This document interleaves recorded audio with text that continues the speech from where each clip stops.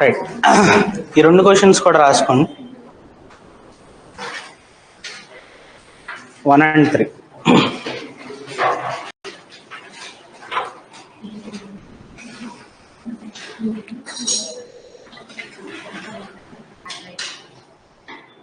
Median authority Less than 24 hours. less than 24 hours. Beyond that, more than 24 hours. దానికంటే తర్వాత అయితే 24 hours కన్నా ఎక్కువ, దానికన్నా కింద అయితే 24 hours కన్నా తక్కువ. Medium అనేది less than 24 hours. What do you understand by space debris? And discuss some of the technologies that could be employed in the future to tackle this. So దీన్ని ఎలా రాస్తాం? First what will we write in the introduction?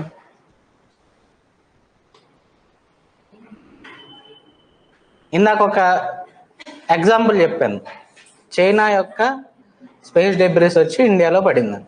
Recent example కదా. So దాన్ని example ఇచ్చుకుంటా ఒక introduction రాసుకోవచ్చు. దాని తర్వాత డైరెక్ట్ క్వశ్చన్లో అడిగాడు కాబట్టి what do you understand by space debris, keep the heading space debris and explain what is the meaning of that, 2-3 points. Then you will keep the heading, okay, technologies, okay, to tackle this. Okay, in the future అన్నాం. So already మనకి ఏదైతే experiments జరుగుతున్నాయో వాటి గురించి రాయాలి. ఒక experiment ఏంటి? Remove the debris machine, దాని కింద కొన్ని టెక్నాలజీస్. రెండోది ఏం చెప్పాం? కునోటారీ ఎక్స్పెరిమెంట్. అండ్ వన్ మోర్ మన ఇండియాకి సంబంధించిన ప్రాజెక్ట్ నేత్ర. Okay, so first future technologies అన్నాం కాబట్టి రిమూవ్ ద డెబ్రిస్ మిషన్ కింద ఉన్న net capture, Harpoon capture, vision based navigation, laser broom, okay, ఇవన్నీ రాసుకుంటాం. అలాగే కునోటారీ ఎక్స్పెరిమెంట్ ఆఫ్ జపాన్ కూడా ఎక్స్ప్లెయిన్ చేస్తాం, అది కూడా ఫ్యూచర్ కాబట్టి. After that in the conclusion we will explain the India's related project నేత్ర. ప్రాజెక్ట్ నేత్ర అనేది ఇండియా దగ్గర ఉంది. As of now we have space situation awareness capability because of that. Tomorrow by using this capability we might also deploy some technology to remove the debris, okay, that might be coming in contact with our operational satellites. That will be the conclusion. Okay, దీనికి ఎలా రాస్తాం? Again what is space debris, దీనికి కూడా ఆ recent event, same introduction you can write. After that you will explain what is space debris. దీనికి difference ఏంటి? ఇక్కడేమంటున్నాం, initiatives taken by government of India. ఇక్కడ పర్టికులర్లీ ఇండియా గురించి అడిగాం. ఓకే, ఇండియా తీసుకున్న ఇనిషియేటివ్స్ మెయిన్గా ఏంటిది? ప్రాజెక్ట్ నేత్ర. ఓకే, ప్రాజెక్ట్ నేత్ర అనే కాకుండా ఇంకా ఇండియాకి రీసెంట్గా ఏం చేసింది అనేది just you can search what all we are doing related to space debris. Okay, all those things you can write. Some of the other things that we might be doing will be something like we might be deorbiting or sending our satellites into graveyard orbit. దానివల్ల కూడా కొంత space debris create అవ్వకుండా ఉండొచ్చు. Okay, similarly project Netra, right now we have capability till low earth orbit. Tomorrow we might be increasing it and we are doing collision avoidance maneuvers to tackle with space debris. All these things you can write. Okay, India specific కాబట్టి. So ఇది 10 marks, 150 words రాసుకోండి. ఇది 10 marks, 150 words. ఇది 15 marks, 250 words.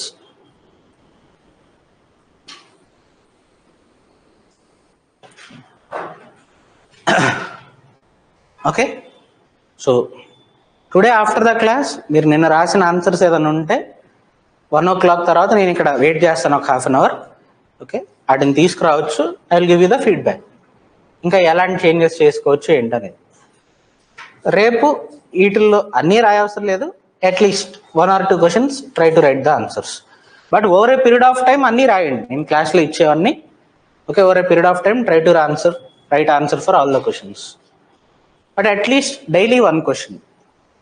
ఒక మనకు space technology అయిపోయిన తర్వాత okay, I will take exclusively ఒక 1 hour for answer writing. Okay, మీ ఆన్సర్స్ చూసిన దాన్ని బట్టి మీరు ఏం మిస్టేక్స్ చేస్తున్నారు ఏంటనేది first I will identify. Based on that I will take the class. Okay, next topic, launch stations. Already in the last class also we have discussed a little bit about launch station. What are the ideal conditions that are required and all. So launch station is a facility that is used to launch the rockets or launch vehicles. Okay, it can also be called as a spaceport And launch station contains one or more launch pads. Just like how in an airport, we'll have multiple runways. Okay, a spaceport will have multiple launch pads. And each launch pad will be designed specifically for a particular launch vehicle. One launch pad for PSLV, one launch pad for GSLV, one launch pad for SSLV. Like that, we'll have multiple launch pads. Now, what are the ideal factors to establish launch stations? Okay, yesterday also briefly I have told you. First ideal factor is what? Location near to the equator. Why near to the equator? If it is near to the equator, because the Earth's rotational speed will be highest near the equator when compared to at the poles. If it is near to the equator, when we launch a satellite, it will get some extra boost. And when there is extra boost or extra velocity because of placing the launch station near to the equator, some of the fuel can be saved. When the fuel is saved, automatically what will happen? The weight that is required for that fuel will reduce. That extra weight we can instead use it for increasing the payload capacity. Avuna? Last class I have explained what is a payload. So ఒక launch వెహికల్లో payload అంటే అందులో పంపించే satellites. So ఒక 100 kgs of fuel మనం ఖర్చు తగ్గించుకున్నాం are wait తగ్గించాం, ఏం చేయొచ్చు? ఒక 100 kgs ఆఫ్ శాటిలైట్ పంపించవచ్చు దాని బదులు. Okay, that will be the advantage. So as the surface of the earth is spherical and regions near to the equator move faster than when compared to the poles, a extra velocity will be generated at the equator. Adi enta ante the rockets launched at the equator will get initial velocity of around 1650 km/h, which makes the launches less costly. Okay, only last point manaki important. So the rockets launched from the equator will get an initial velocity of over 1650 km/h, making them less costly. It will also reduce the fuel so that more satellites can be deployed, right? So first factor, location near to the equator. Next, second factor, eastward launch. Why eastward launch? Because Earth rotates from west to east. Earth rotates from west to east. So if we launch a satellite in a eastward direction, that initial velocity, whatever we are talking, okay, it will get that. Otherwise, if we launch westward, it will be going against the Earth's rotational speed.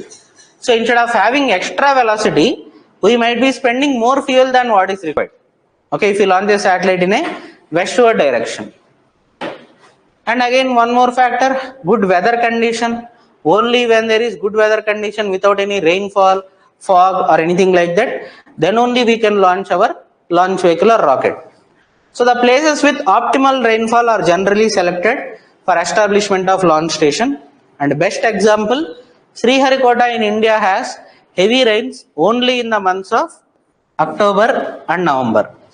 Rest of the 10 months we can schedule for the launch of launch vehicles or satellites. Okay. So one more condition, good weather. Next, good connectivity. It should have connectivity from all kinds of transport, roadways, railways, waterways, airways, all the things. So good connectivity, having accessible to all kinds of transportation and low inhabitation. That means in and around the launch station area, there should not be too much population. Okay, Janasandram takkunde pradesalu. Simply saying, okay, low inhabitation.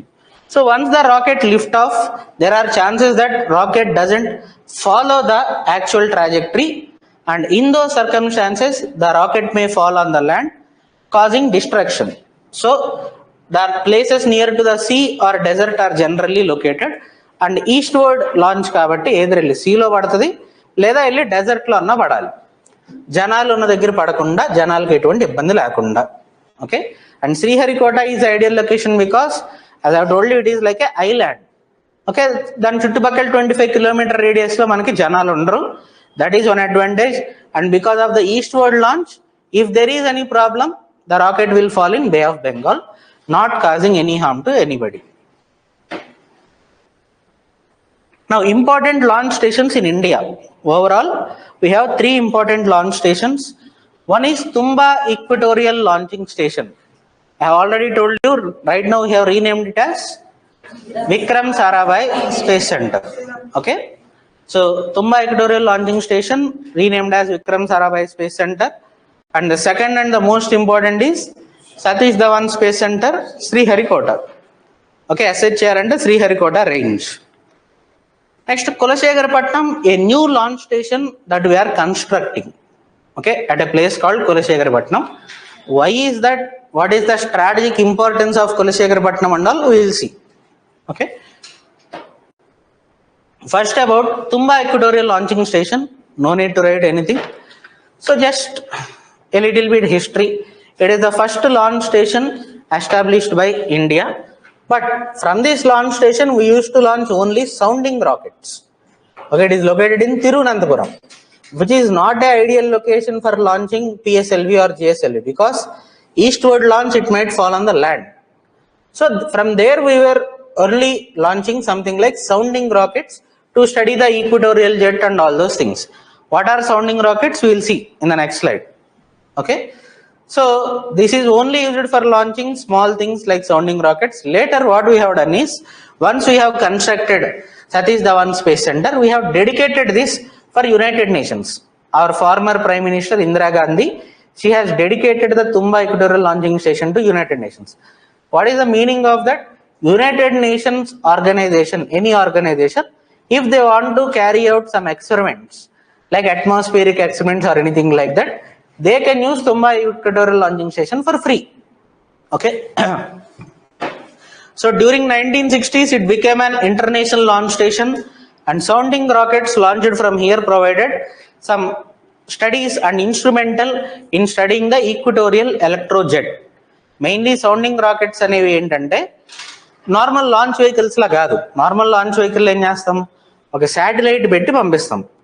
Sounding rocket ఏంటంటే దానిలోనే direct గా scientific instruments ఉంటాయి, satellite ఉండదు. They will just go to some 20-30 kilometres above the earth surface. అక్కడ ఉన్న atmospheric conditions ని study చేయడానికి ఉపయోగిస్తాం. They will stay in the atmosphere for around 3 to 10 minutes. 3 నుంచి 10 నిమిషాల పాటు అట్మాస్ఫియర్ లో ఉంటది, మళ్ళీ కిందకు వచ్చేస్తుంది. ఈ లోపు ఈ 3 to 10 minutes ఏదైతే అట్మాస్ఫియర్ లో ఉంటుందో, in that time there will be some scientific instruments inside the sounding rocket only.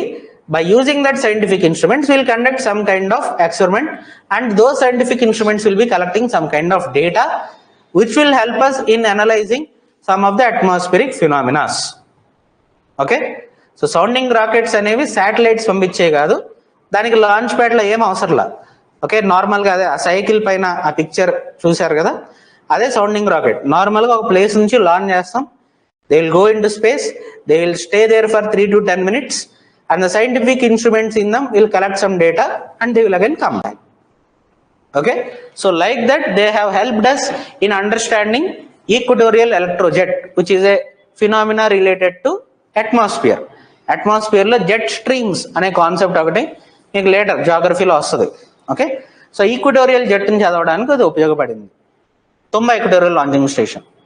So on February 2nd, 1968, Tumba Equatorial Launching Station was dedicated to the United Nations by then Prime Minister Srimati Indira Gandhi. So the history antavarakke. Later renamed as Vikram Sarabhai Space Center, and right now what we are doing there, we are developing our launch vehicle technologies.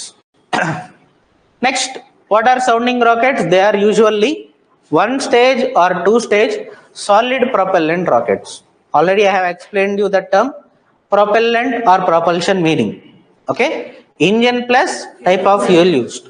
So solid propellant rocket for what? To probe the upper atmosphere.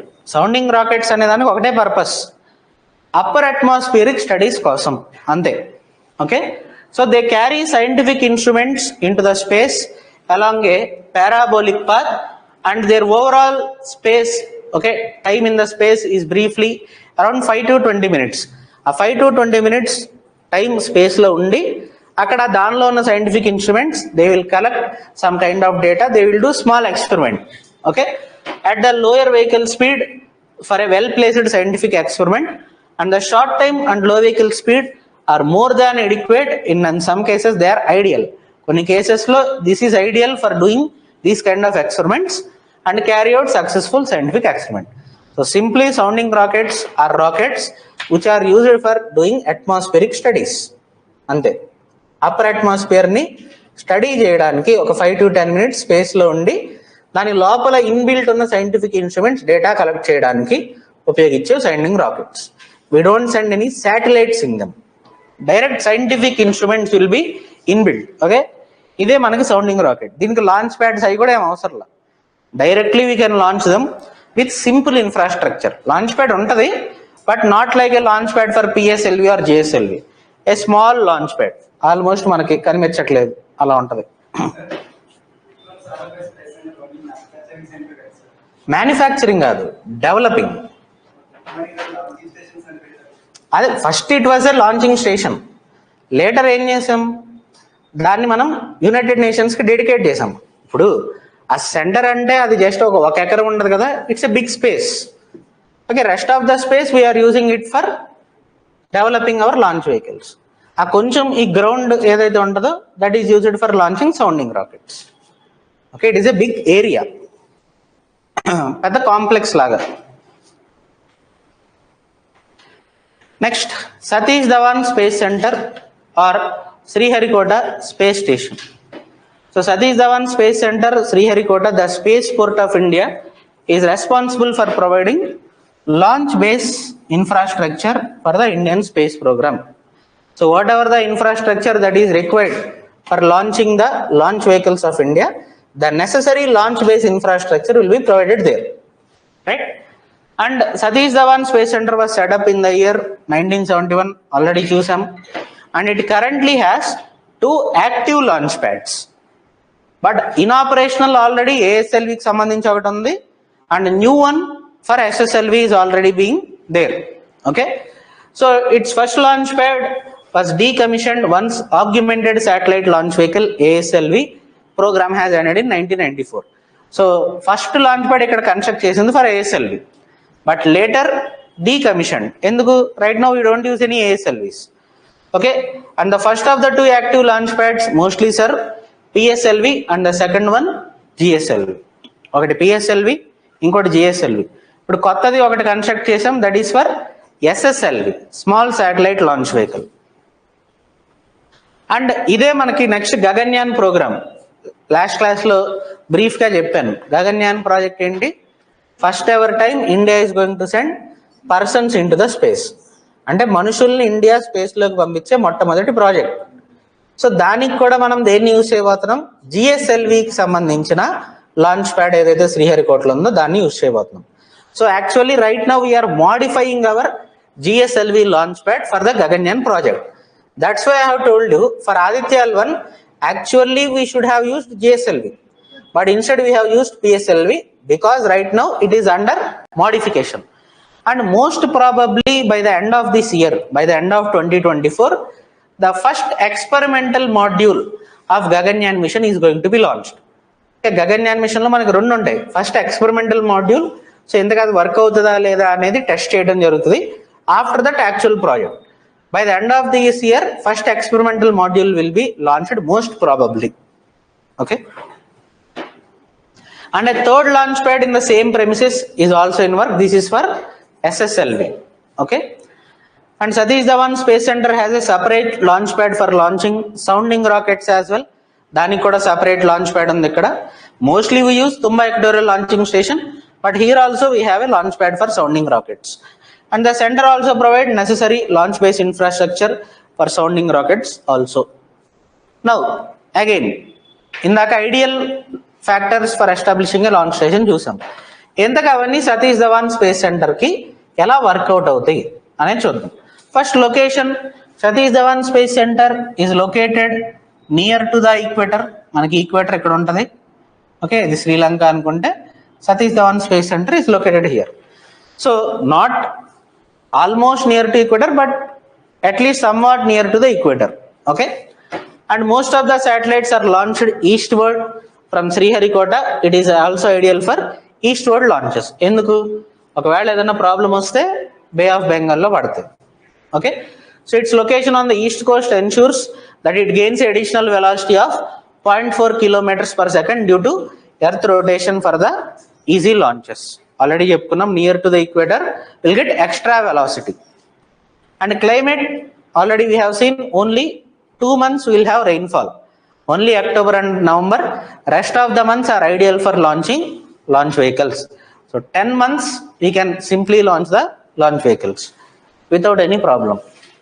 And accessibility and inhabitation, as I have already told you, all types of connectivity is there because of Chennai. Okay, just 60 kilometers distance lo untadu manaki. So the equipment for rocket launching is huge and they have to travel from across the world. For this very reason it must be accessible by all means of transport. ఇప్పుడు rocket తయారు చేయాలంటే దానికి రకరకాల పార్ట్లు ఎక్కడెక్కడి నుంచో మనం వాటిని gather చేస్తాం. అన్నీ ఒక దగ్గరికి రావాలి అనుకున్నప్పుడు ఆల్ కైండ్స్ ఆఫ్ ట్రాన్స్పోర్ట్ ఉండాలి. ఇంటర్నేషనల్ వేరే కంట్రీ నుంచి తెచ్చుకుంటున్నాం, అప్పుడు మనకి వాటర్ వేస్ అవైలబుల్ ఉండాలి. ఓకే, ఇండియాలో మనం వేరే లొకేషన్ నుంచి తెచ్చుకుంటున్నాం, అది పెద్ద పెద్ద ఎక్విప్మెంట్ కాబట్టి మనకి హైవేస్ ఉండాలి. హైవేస్ లాంటివి లేకుండా చిన్న రోడ్స్ ఉంటే మళ్ళీ ఆ పెద్ద ఎక్విప్మెంట్ మనం తీసుకురాలేము. So that's why road connectivity should be there, air connectivity, all types of connectivity should be available. And at the same time the site is prone to accidents, so it should be located remotely away from the inhabitants. So generally launch station అనేది accidents అవ్వచ్చు కాబట్టి చుట్టుపక్కల జనాలు కూడా లేకుండా చూసుకోవాలి. And being a coastal island area, so ఇది మనకు ఒక ఐలాండ్ ఏరియా కాబట్టి with no inhabitation proves advantages for Sriharikota. So జనాలు ఎవరు ఉండరు, ఒక ఐలాండ్ ఏరియా కాబట్టి no people will be present there. And because it is on national highway 5, just 20 kilometers away from the nearest railway station and 70 kilometers from nearest international airport, Chennai, by air and also ships. So highway just 20 kilometers away, nearest railway station కూడా చాలా తక్కువ distance లో ఉంది. Airport, Chennai airport we have, international airport. And once a rocket ignites and lift off, there is not much control over it and it can deviate from its path and does not follow the actual trajectory. However, if such a situation occurs, a distract command is given out. So గాల్లోనే దానికి destruct command ఇవ్వడం జరుగుతుంది. So once destruction అయినప్పుడు ఆ parts అన్ని వచ్చి మనకి బే of బెంగాల్లో పడతాయి. సో దానివల్ల ఎటువంటి డ్యామేజ్ ఎవరికి జరగదు. Okay, and if there is no such provision, the rocket can fall on the land causing massive destruction. So the places near the sea or desert with no habitation are chosen as spaceports as a measure of production, and surrounded by Bay of Bengal and Pulicat Lake, Sriharikota makes a ideal location for launch pads. Next, as I have told you, we are constructing a new launch station in Kulasekharapatnam. Now, what is the strategic importance of Kulasekharapatnam? We need to understand. One aspect related to Kulasekharapatnam is we are going to use this exclusively for the launch of SSLVs. Okay, small satellite launch vehicle. I have already explained what is the importance of SSLV. Okay, one more time I will tell you. SSLV వల్ల మనకు వచ్చే రకరకాల advantages ఏంటి. One thing, okay, SSLV, whatever the technology that was developed by ISRO, is going to be transferred to the Indian industries in the form of technology transfer. And here the mediator is going to be NSIL. NSIL ను ఉపయోగించుకుని technology transfer ద్వారా Indian industries కి technology ఇవ్వడం జరుగుతుంది. ఆ టెక్నాలజీని use చేసుకుని Indian industries they will be manufacturing the launch vehicles. Okay, so Indian industries launch vehicles manufacture చేస్తూ ఉంటాయి. ఈ లోపు వేరే ఇండస్ట్రీస్ ఏం చేస్తాయంటే they will be manufacturing something called satellite buses. Next వస్తుంది మనకి, అప్పుడు చూద్దాం.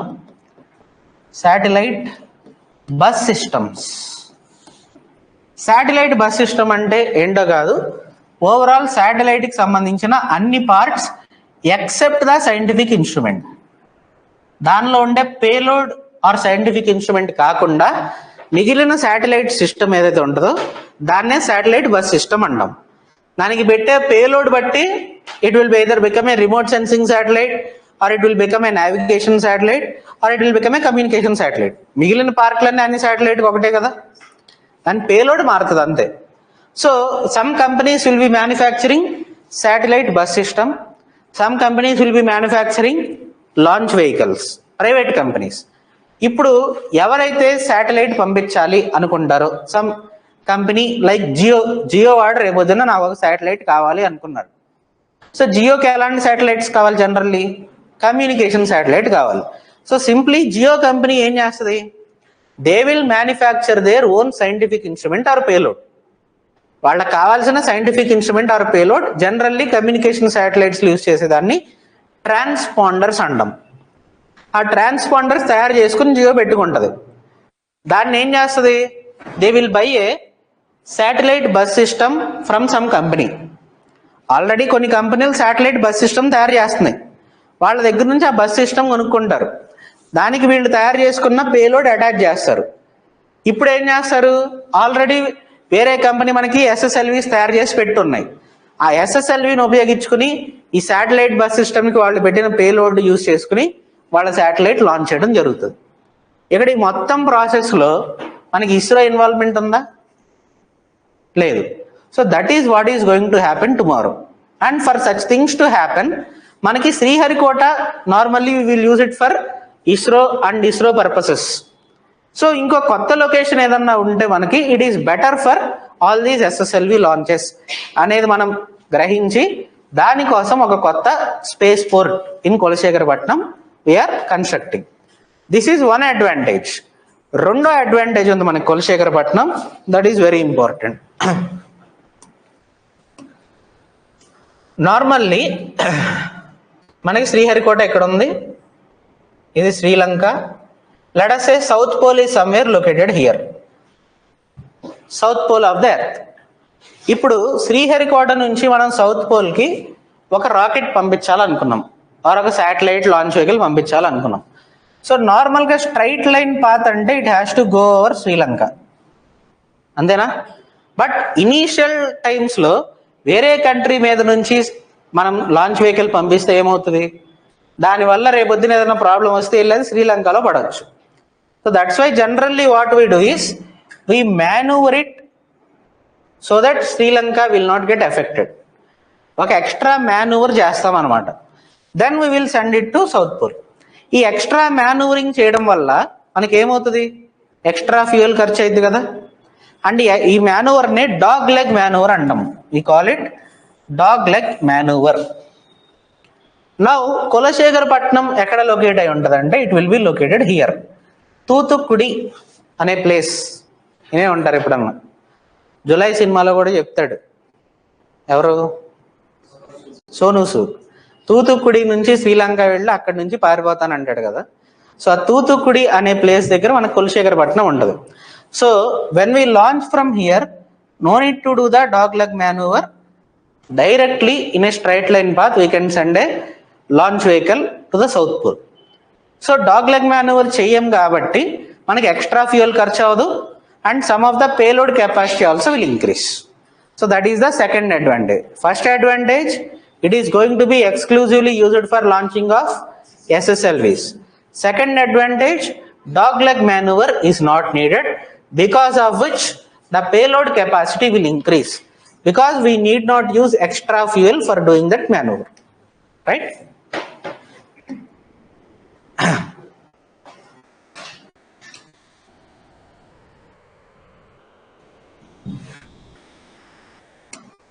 So the country's second spaceport is expected to be set up in Tamil Nadu's Kulashekharapattnam, and the launch pad will have a strategic advantage over other launch pads in Sriharikota.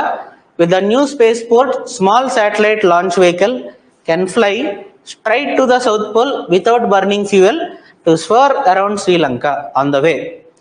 So the dog leg maneuver, that is diverting the launch vehicle from over Sri Lanka, that results in rocket deviating from a straight line path, requires more fuel that eats into the payload capacity. Okay, when launched from Kulashekharapattnam, this maneuver is not required, thereby saving the rocket fuel as well as improving the payload capacity.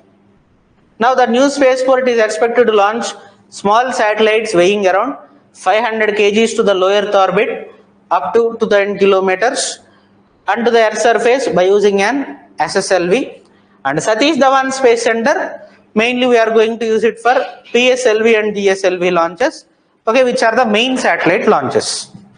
Okay, so exclusively SSLV launch, okay, it will be like a strategic space station. Okay. Write this question again. How to write answer for this question? What is a launch station? Discuss the strategic importance of Kulasekharapatnam as a new spaceport. 10 marks, 150 words.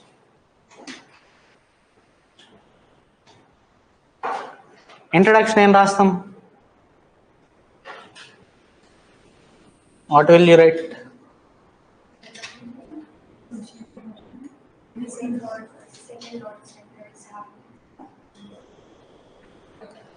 Recent event. Already ఇందాక chronological ఆర్డర్లో August 16th ఏదో చేసామని చెప్పాను. ఏంటది? SSLV D3 launch. So with SSLV D3 being successfully tested, okay, the importance of a new spaceport dedicated for the SSLV has been increasing. Okay, ఒక కొత్త space port మనకి exclusively for SSLV మనకు అవసరం అనేది పెరుగుతుంది. Because we have already successfully tested SSLV D3. అప్పుడు ఆ కొత్త స్పేస్ పోర్ట్ ఎక్కడ రావాలి? మనకి కులశేఖరపట్నం అనే ప్లేస్లో రావాలి అని చెప్పి ఇంట్రడక్షన్ రాసుకుంటాం. Then keep the heading launch station. Launch station అంటే ఏంటి? దానికి డెఫినేషన్ రాయండి. What is the launch station, what will be there. Then you will keep the heading importance of Kulasekarapattinam as the new space port. ఇక్కడ మనకి mainly నేను మీకు 2 points చెప్పాను. ఆ 2 points anyway you will write. ఆ 2 కాకుండా ఇంక ఎక్స్ట్రా పాయింట్స్ ఏం రాయొచ్చు? అది ఈక్వేటర్కి ఇంకా దగ్గరలో ఉందా లేదా? శ్రీహరికోటతో కంపేర్ చేస్తే it is also near to the equator. It is also ideal for the east word launch. Okay, ideal factors అన్ని దీనికి కూడా వర్కౌట్ అవుతాయి, అది కూడా రాసుకుంటాం. ఓకే, ఐడియల్ ఫ్యాక్టర్స్ ఏదైతే మనకి ఎక్స్ట్రా 2-3 పాయింట్స్ రాసి యాక్చువల్గా స్లైడ్లో ఉన్న 2 points. Okay, dog leg manoeuvre avoid చేయడం, strategically important for launching of SSLVs. Finally conclusion, tomorrow with the increasing market for launch of small satellites in India and all over the world, Kulasekarapattinam is going to be the epicentre for such launches. అయిపోయిందా? So that is how you should write the answer. So మొత్తం answer ఎట్లా ఉండాలి అంటే ఏదో ఒక news paper article రాసినట్టు ఉండాలి. That is how answer should be. అంతేగాని ఒక టెక్స్ట్ బుక్ చిన్నపిల్లలు చిన్నప్పుడు 10th class 4 marks question answer రాసినట్టు ఉండకూడదు. Okay, it should be like we are writing a news article on this topic. Okay, yes.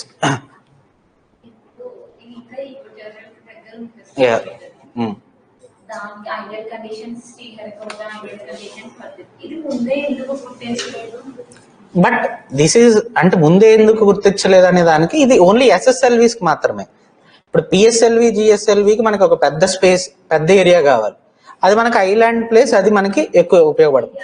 ఇక్కడ మనం this is not island, this is just a costly area అంతే. Weather అదే నేను చెప్తుంది. ఇక్కడ only మనం PSLV GSLV ఎస్టాబ్లిష్ చేయట్లా, SSLVకి మాత్రమే. సో వెదర్ కండిషన్స్తో మనకి పెద్ద ప్రాబ్లం ఉండదు. And in general weather condition for Chennai or whole Tamil Nadu వచ్చేసరికి మాన్సూన్ సీజన్లో వర్షాలు పడవు. Whole Tamil Nadu will get rainfall only in 3 months. Okay, October, November, December, ఈ 3 నెలలు మాత్రమే రెయిన్ఫాల్ ఉంటుంది. సో వెదర్ కండిషన్స్ పరంగా చూసుకున్న 9 months Kulasekarapattinam is ideal. Sriharikota 10 months, ఇది మనకి 9 months ఐడియల్ ఉంటుంది. ఓకే, తమిళనాడుకి ఎందుకు వర్షాలు పడవు అనేది జాగ్రఫీ. ఓకే, ఇప్పుడు అదంతా నేను చెప్తే హోల్ మాన్సూన్ టాపిక్ చెప్పాలి, అదే ఓ రోజు పట్టిద్ది. But generally you might be knowing that ఇప్పుడు ఈ టైంలో మనకి తమిళనాడులో ఆల్రెడీ వర్షాలు పడుతున్నాయి. అందుకే మనకు మొన్న నెల్లూరు, తిరుపతి ఆ దగ్గర సైక్లోనిక్ కండిషన్స్, వర్షాలు భారీగా పడినాయి. Because they are bordering areas of Tamil Nadu. అంతేగాని మనకి ఇటు సైడ్ పడలా, ఆంధ్రాలో పైన విజయవాడ కానీ అటు సైడ్ అంత భారీ వర్షాలు, సైక్లోనిక్ కండిషన్ లేదు.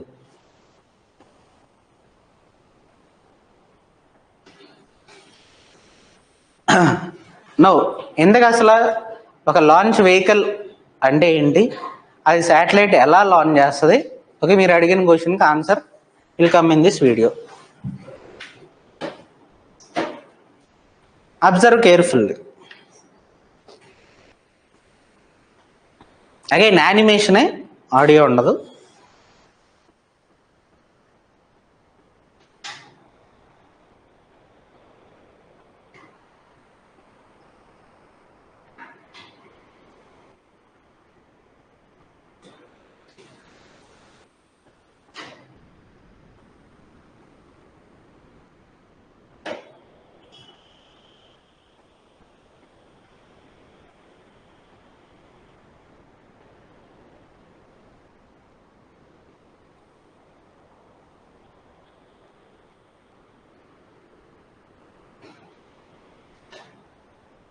ఇదే లాంచ్ వెహికల్ అంటే.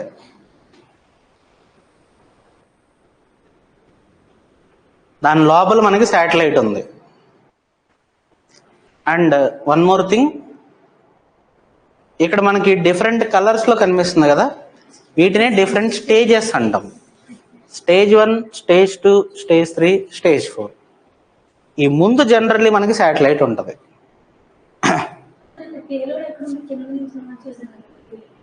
పేలోడ్ అంటే ఏంటి? దీనికి శాటిలైట్ అదే టాప్లో ఉంటుంది. సో ఫస్ట్ ఏమైంది, ఆ ఫస్ట్ 2 స్టేజెస్ విడిపోయింది. ఒక డిస్టెన్స్కి వెళ్ళిన తర్వాత ఆ 2 విడిపోయినాయి. నార్మల్గా ఏమవుతాయి, డిస్ట్రాయ్ అయిపోతాయి. బట్ రీయూజబుల్ లాంచ్ వెహికల్లో ఏమవుతుంది, ఆ 2 స్టేజెస్ ఏదైతే ఉన్నాయో మళ్ళీ దాన్ని భూమి మీద వెనక్కి తీసుకురావాలని ట్రై చేస్తున్నాం. సో దట్ మళ్ళీ ఆ 2 స్టేజ్ డెవలప్ చేయకుండా మనకు డబ్బులు సేవ్ అవుతాయి.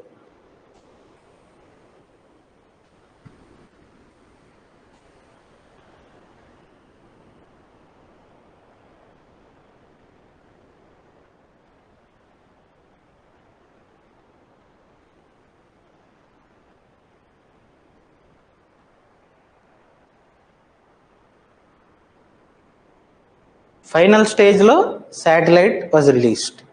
ఆ శాటిలైట్ రిలీజ్ చేయడం ఒక వెలాసిటీతో రిలీజ్ చేస్తాం. అది ఏ ఆర్బిట్లో అయితే ఆ ఆర్బిట్కి సంబంధించిన వెలాసిటీతో.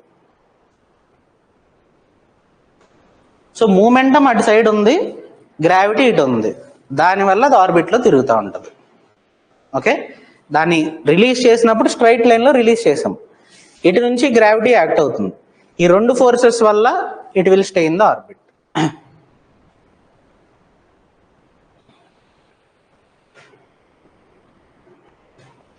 ఇది మనం అవుటర్ స్పేస్ మిషన్స్ అయితే ఎలా పంపిస్తాం అనేది, అంటే beyond the earth, for Mars కానీ వాటికి.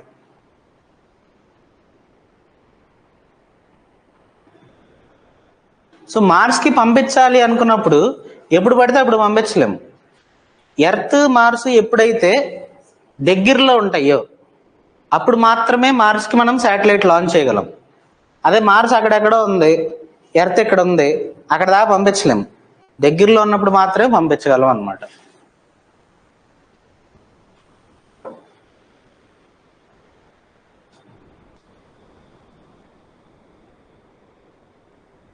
అంతే.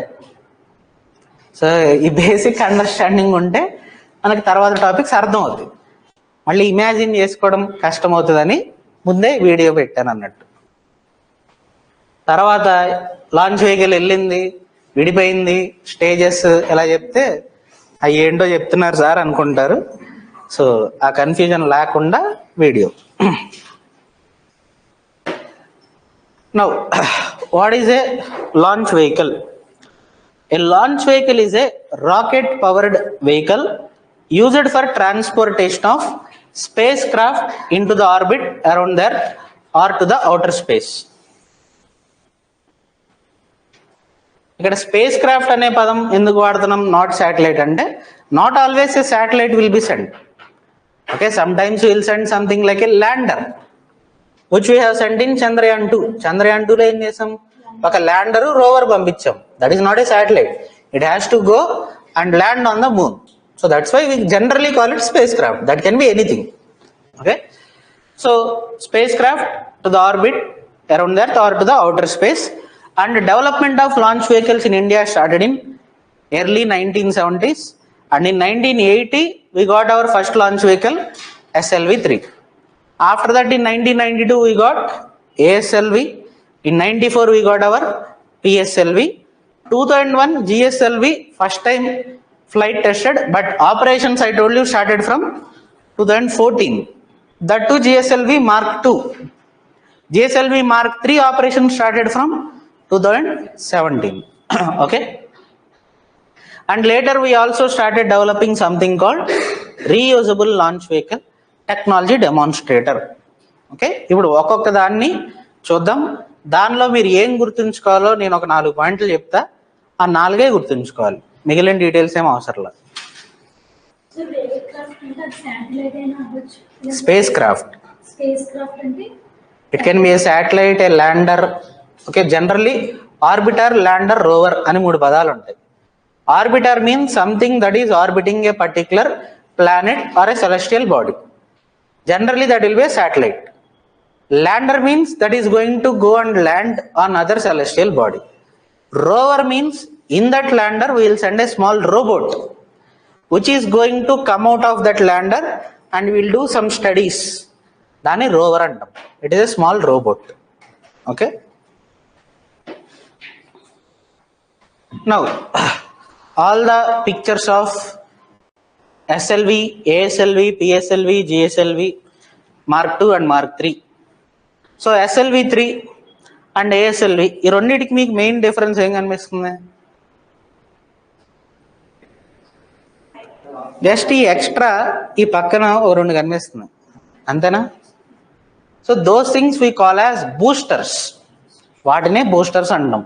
తర్వాత ఆ పదం కనిపిస్తూ ఉంటుంది, మళ్ళీ ఏదో అనుకోవద్దు, ఈ పక్కన ఏదైతే ఉన్నాయో those things we call them as boosters. ఆ బూస్టర్స్ అనేవి మనకి ఎక్స్ట్రా థ్రస్ట్ ఇవ్వడానికి ఉపయోగపడతాయి. ఓకే, ఇనీషియల్ గా థ్రస్ట్ ఇవ్వడానికి they will be helpful. So from SLV-3 to ASLV we have added strap on boosters. Strap on అంటే అతికిచ్చడం అన్నట్టు, స్ట్రాప్ ఆన్ దానికి పెట్టాం అన్నట్టు. Okay, we call them strap on boosters. But one more stage was added when compared to SLV. Only difference between SLV and this ASLV is just the payload capacity has increased. SLV-3 payload capacity ఎంత అని చెప్పాము? 40. From here the payload capacity increased to 150. But PSLV is a whole different thing. Okay, here the payload capacity is almost 1860 kgs and GSLV 2200 and GSLV Mark III 4000. Again we'll see all those things again. So GSLV Mark III started its operation from June 2017. Okay, ఇక్కడ ఉంది చూడండి, first flight June 2017. Mark II మనకి first 2001లో first flight వచ్చింది, but commercial operations from 2014. Okay, and దీని first flight August 1980. ఇది మనకి 87 ASLV, but successfully tested in 1992. So first SLV-3, before starting this, as I have told you, we need to remember only 4 points related to each launch vehicle. The rest of the things, so many things will be there in the slide, not necessary. First thing, number of stages. Second, propellant used in the each stage. Propellant అంటే fuel, mainly as of now just remember it as fuel. And third, payload capacity. That means overall how much weight of the satellites it can carry. And fourth thing, where to. That means that particular satellite, can it carry satellites to only low earth orbit or till medium earth orbit or till geosynchronous orbit, or it can also be used for sending missions to the outer space as well. Okay, only these 4 points we need to remember. Rest of the details not necessary. Okay, so basically purpose అనేది తెలియాలి. Like for example PSLV main purpose ఏంటి? Sending satellites to low earth orbit, main purpose. But that doesn't mean it cannot be used for sending satellites to geosynchronous orbit or outer space. Already చెప్పా, పిఎస్ఎల్వితో మనం మన navigation satellite system satellites launch చేసాం. అవి ఎక్కడున్నాయని చెప్పాను? Geosynchronous and geostationary ఆర్బిట్లో ఉన్నాయన్న. అలాగే పిఎస్ఎల్వి యూజ్ చేసి we have send a mission to moon as well, and we have send a mission to sun, Aditya L1, not to sun, Aditya L1 అంటే ఏంటో తర్వాత చూద్దాం, to a point called Lagrange point 1 L1. Similarly, we have used it to send a satellite to Mars as well, Mars orbiter mission. So main purpose ఏంటి, but it can be used for what other purposes. Now SLV-3, the first satellite launch vehicle of India, first experimental satellite launch vehicle. It has a payload capacity of 40 kgs and it can send that satellite to low earth orbit. ఇందుకు ఎన్ని stages ఉన్నాయి? Okay, mainly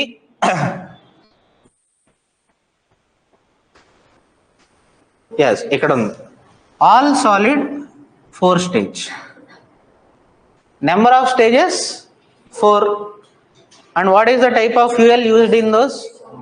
all solid. అంటే will write like this, number of stages 4, S S S S.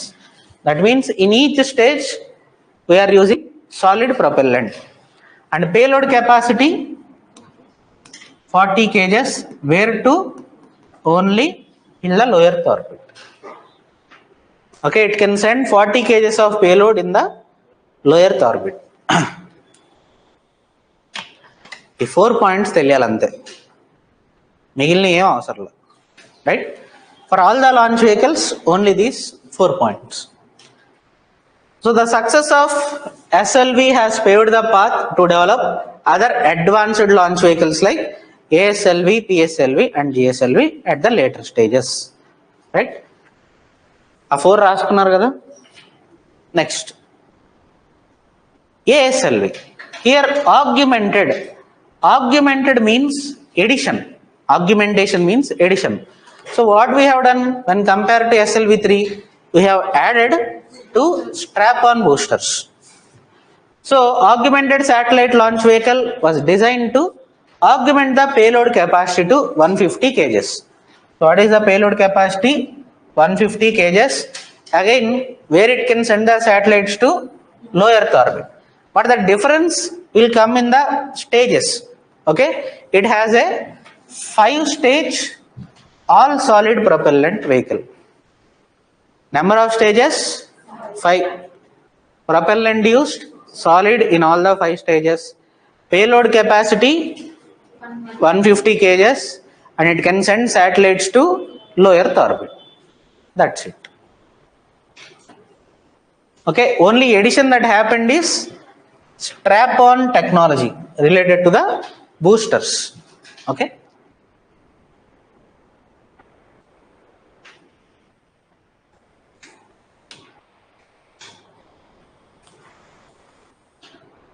But PSLV and GSLV, obviously, along with these technical details, we also need to know their importance as well, because they are the operational satellite launch vehicles. Okay.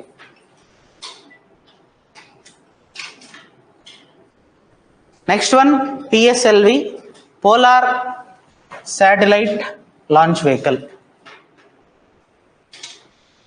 We are calling it the 3rd generation launch vehicle of India. Why the 3rd generation? First generation is SLV-3, second ASLV, third PSLV. Okay. 4th generation will be GSLV. And it is the first Indian launch vehicle to be equipped with the liquid stages. మనం SLVలో కానీ ASLVలో కానీ liquid stages ఉన్నాయా? లేవు. So only solid. But stages are 4 and 5. Different number of stages are there.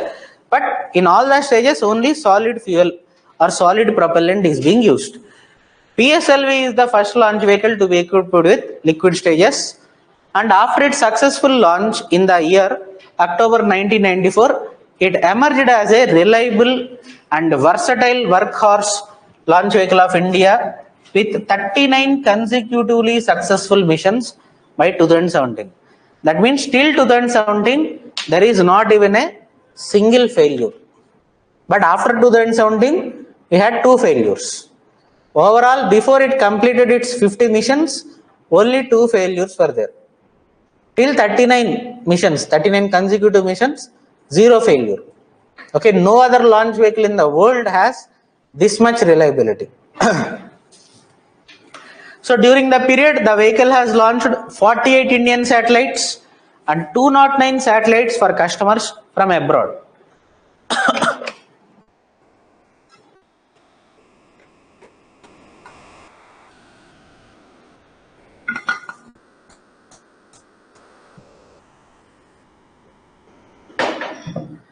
Right.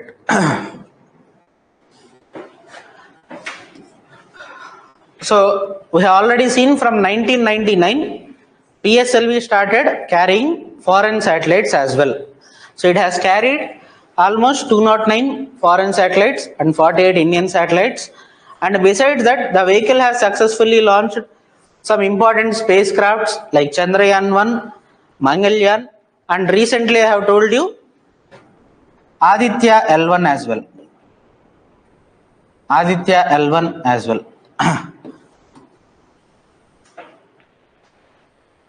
And PSLV is a 4-stage launch vehicle with alternative solid and liquid stages. So how we will write this? SLSL. Alternative solid and liquid stages. It uses 6 solid rocket strap-on motors, ఈ point అవసరంలా, and which augment the thrust provided by the first stage. So strap-on boosters దేనికోసం?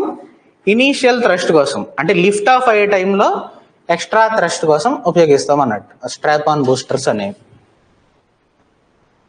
So generally మనకి ఒక question అడుగుతారు, PSLV is considered as the work horse of the Indian space programme or ISRO అని.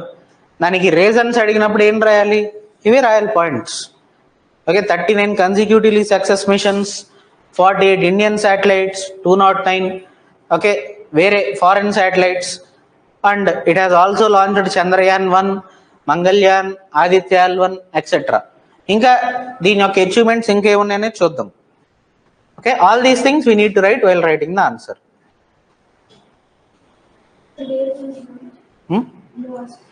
అర్థం కాల, ఇంకా అవలా ఆ 4 పాయింట్లు ఇంకా మనకు కంప్లీట్ అవలా, ఇంకొంత చాలా ఉంది మ్యాటర్. ఇంకా పేలోడ్ కెపాసిటీ కూడా చెప్పలేదు కదా.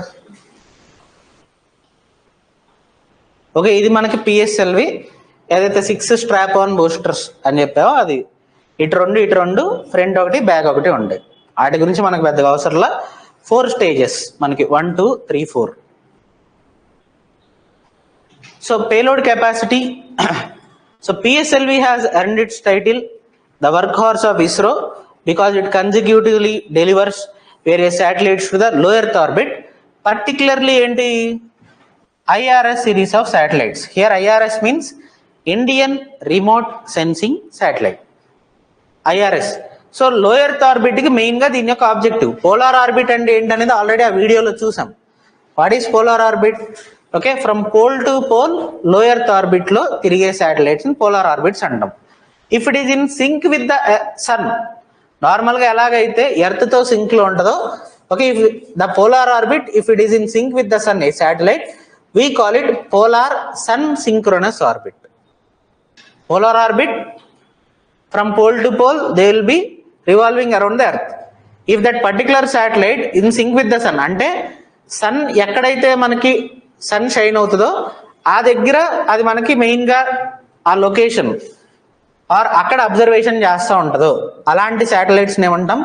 పోలార్ సన్ సింక్రోనస్ అంటాం. Okay, so sun synchronous polar orbits at a distance of 600 kilometers. So PSLV యొక్క main objective is to send satellites into polar orbits or low earth orbits, especially Indian remote sensing satellites. Remote low earth orbit లో ఏం place చేస్తామని చెప్పాం? Remote sensing or earth observing satellites. Main objective అది. That doesn't mean it cannot send satellites to other orbits. Okay, so due to its unmatched reliability, okay, so ఇక్కడ payload capacity to low earth orbit ఎంత మనకి 1750 kgs. This is for low earth orbit. But due to its unmatched reliability, it has also been used to launch satellites to geosynchronous orbits as well. But here the payload capacity will decrease a little bit, 1425. For geo transfer orbit, 1425. For low Earth orbit, 1750. Okay. So already geosynchronous geostationary loki మన Indian regional navigation satellite system ఆ satellites కూడా మనకు పిఎస్ఎల్వినే launch చేసింది. Now let us write the points. Number of stages 4,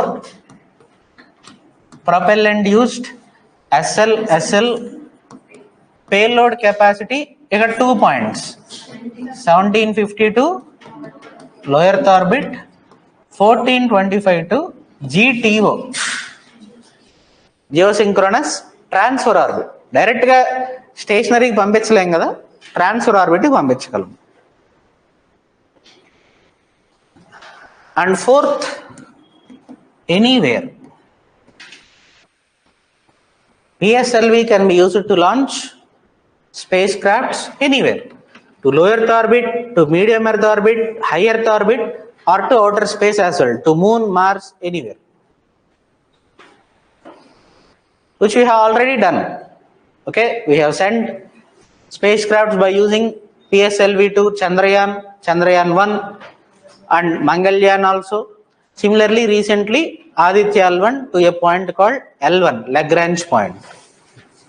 What is that? We will see. Now, for PSLV and GSLV, in each stage, what is the type of fuel that we are using also we need to remember. We have told that solid, liquid, but what is the name of the fuel? Okay, that also we have to know. So stage 1 uses a motor or the engine called S139, అది అవసరం లేదు, but the fuel name is hydroxyl terminated polybutadiene, HTPB. Even if you remember the shortcut, that will be enough. ఎందుకంటే మనకు prelims లోనే అడుగుతాడు కాబట్టి you can easily identify that. Okay, HTPB. And in some exams other than UPSC, CSC, already వీటిపైన questions అడగడం జరిగింది, like in EPFO type of exams. EPFO అంటే తెలుసా? Employee provident fund organisation. ఆ ఎగ్జామ్ కూడా మనకి యూపీఎస్సీనే కండక్ట్ చేస్తుంది. అలాగే మనకి నేషనల్ డిఫెన్స్ అకాడమీ ఎగ్జామ్స్ ఉంటాయి, సిడిఎస్ ఉంటాయి. Okay, all these are conducted by UPSC. So అట్లాంటి వాటిల్లో దీనిపైన ఆల్రెడీ క్వశ్చన్ అడగడం జరిగింది, what is the type of fuel. అలాగే మనకి సిఎస్ఐఆర్ ఎగ్జామ్ ఒకటి ఉంటుంది, council for scientific and industrial research. Okay, so ఇవన్నీ కూడా మనకి యూపీఎస్సీ సిలబస్ బేస్ చేసుకుని ఉండే ఎగ్జామ్స్ అనమాట. ఓకే, సో అలాంటి ఎగ్జామ్స్లో అడుగుతూ ఉంటారు HTPB. And in stage 2, this is the stage of liquid stage. Okay, ఇక్కడ ఇంకో ఎక్స్ట్రా పాయింట్ ఏంటి అంటే, వికాస్ ఇంజన్ అనేది indigenously developed okay liquid engine of India. Vikas engine on the name of Vikram Sarabhai. Vikram Sarabhai గారి పేరు పైన దీనికి మనం పేరు పెట్టడం జరిగింది, Vikas engine, indigenously developed liquid engine of India, Vikas engine. ఒకవేళ మీరు ఆ రాకెట్రీ మూవీ చూస్తే మాధవంది మెయిన్గా దీనిపైనే ఉంటుంది, ఈ వికాస్ ఇంజన్ పైన. And the fuel that is used unsymmetrical dimethyl hydrazine and dinitrogen tetroxide, UDMH plus N2O4. పేరంతా గుర్తుంచుకోవాల్సలా, కంగారు పడద్దు, షార్ట్ కట్ గుర్తుంచుకోండి సరిపోదు.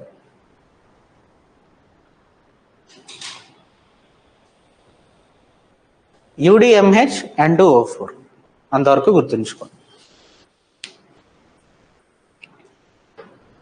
Again stage 3 solid HTPB. But stage 4 liquid, but the fuel is different. Okay, monomethyl hydrazine and mixed oxides of nitrogen, MMH plus MOL. కొంచెం కష్టంగా ఉంటాయి, but as I have told you yesterday only, science and technology is a subject of terminologies. వాటిపైనే క్వశ్చన్లు వస్తాయి. Concepts ఏ ఉండవు ఇక్కడ. Factual subject, you need to buy heart things.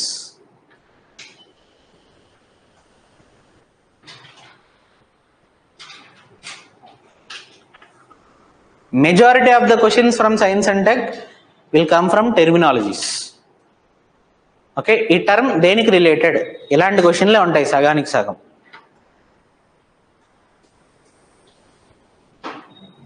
So సింపుల్గా ఒక్కొక్క టాపిక్లో ఇంపార్టెంట్ టెర్మినాలజీస్ ఎగ్జామ్కి వెళ్ళే ముందు కొద్దిగా బట్టి వెళ్తే కనీసం 4-5 క్వశ్చన్లు ఆన్సర్ చేయొచ్చు ఈజీలీ. కాన్సెప్చువల్ బేస్డ్ క్వశ్చన్స్ వస్తాయి, but only 1 or 2. Majority of the questions terminologies based questions which we have to remember. And ప్రిలిమ్స్కి సంబంధించి ఇంకొక చిన్న టెక్నిక్ ఒకటి చెప్తాను. Generally whenever you give prelims at least 5 revisions అనేది చేయాలి. Before you give your first prelims all the subjects you need to revise them at least 5 times. అందులో last revision వచ్చేసరికి రేపు ప్రిలిమ్స్ అన్నంగా దీనికి ముందు ఒక 10 days ముందు లాస్ట్ రివిజన్ అనేది ఉండాలి. 10 daysలో అన్ని సబ్జెక్ట్స్ రివైజ్ చేయగలిగే కెపాసిటీ మన దగ్గర ఉండాలి.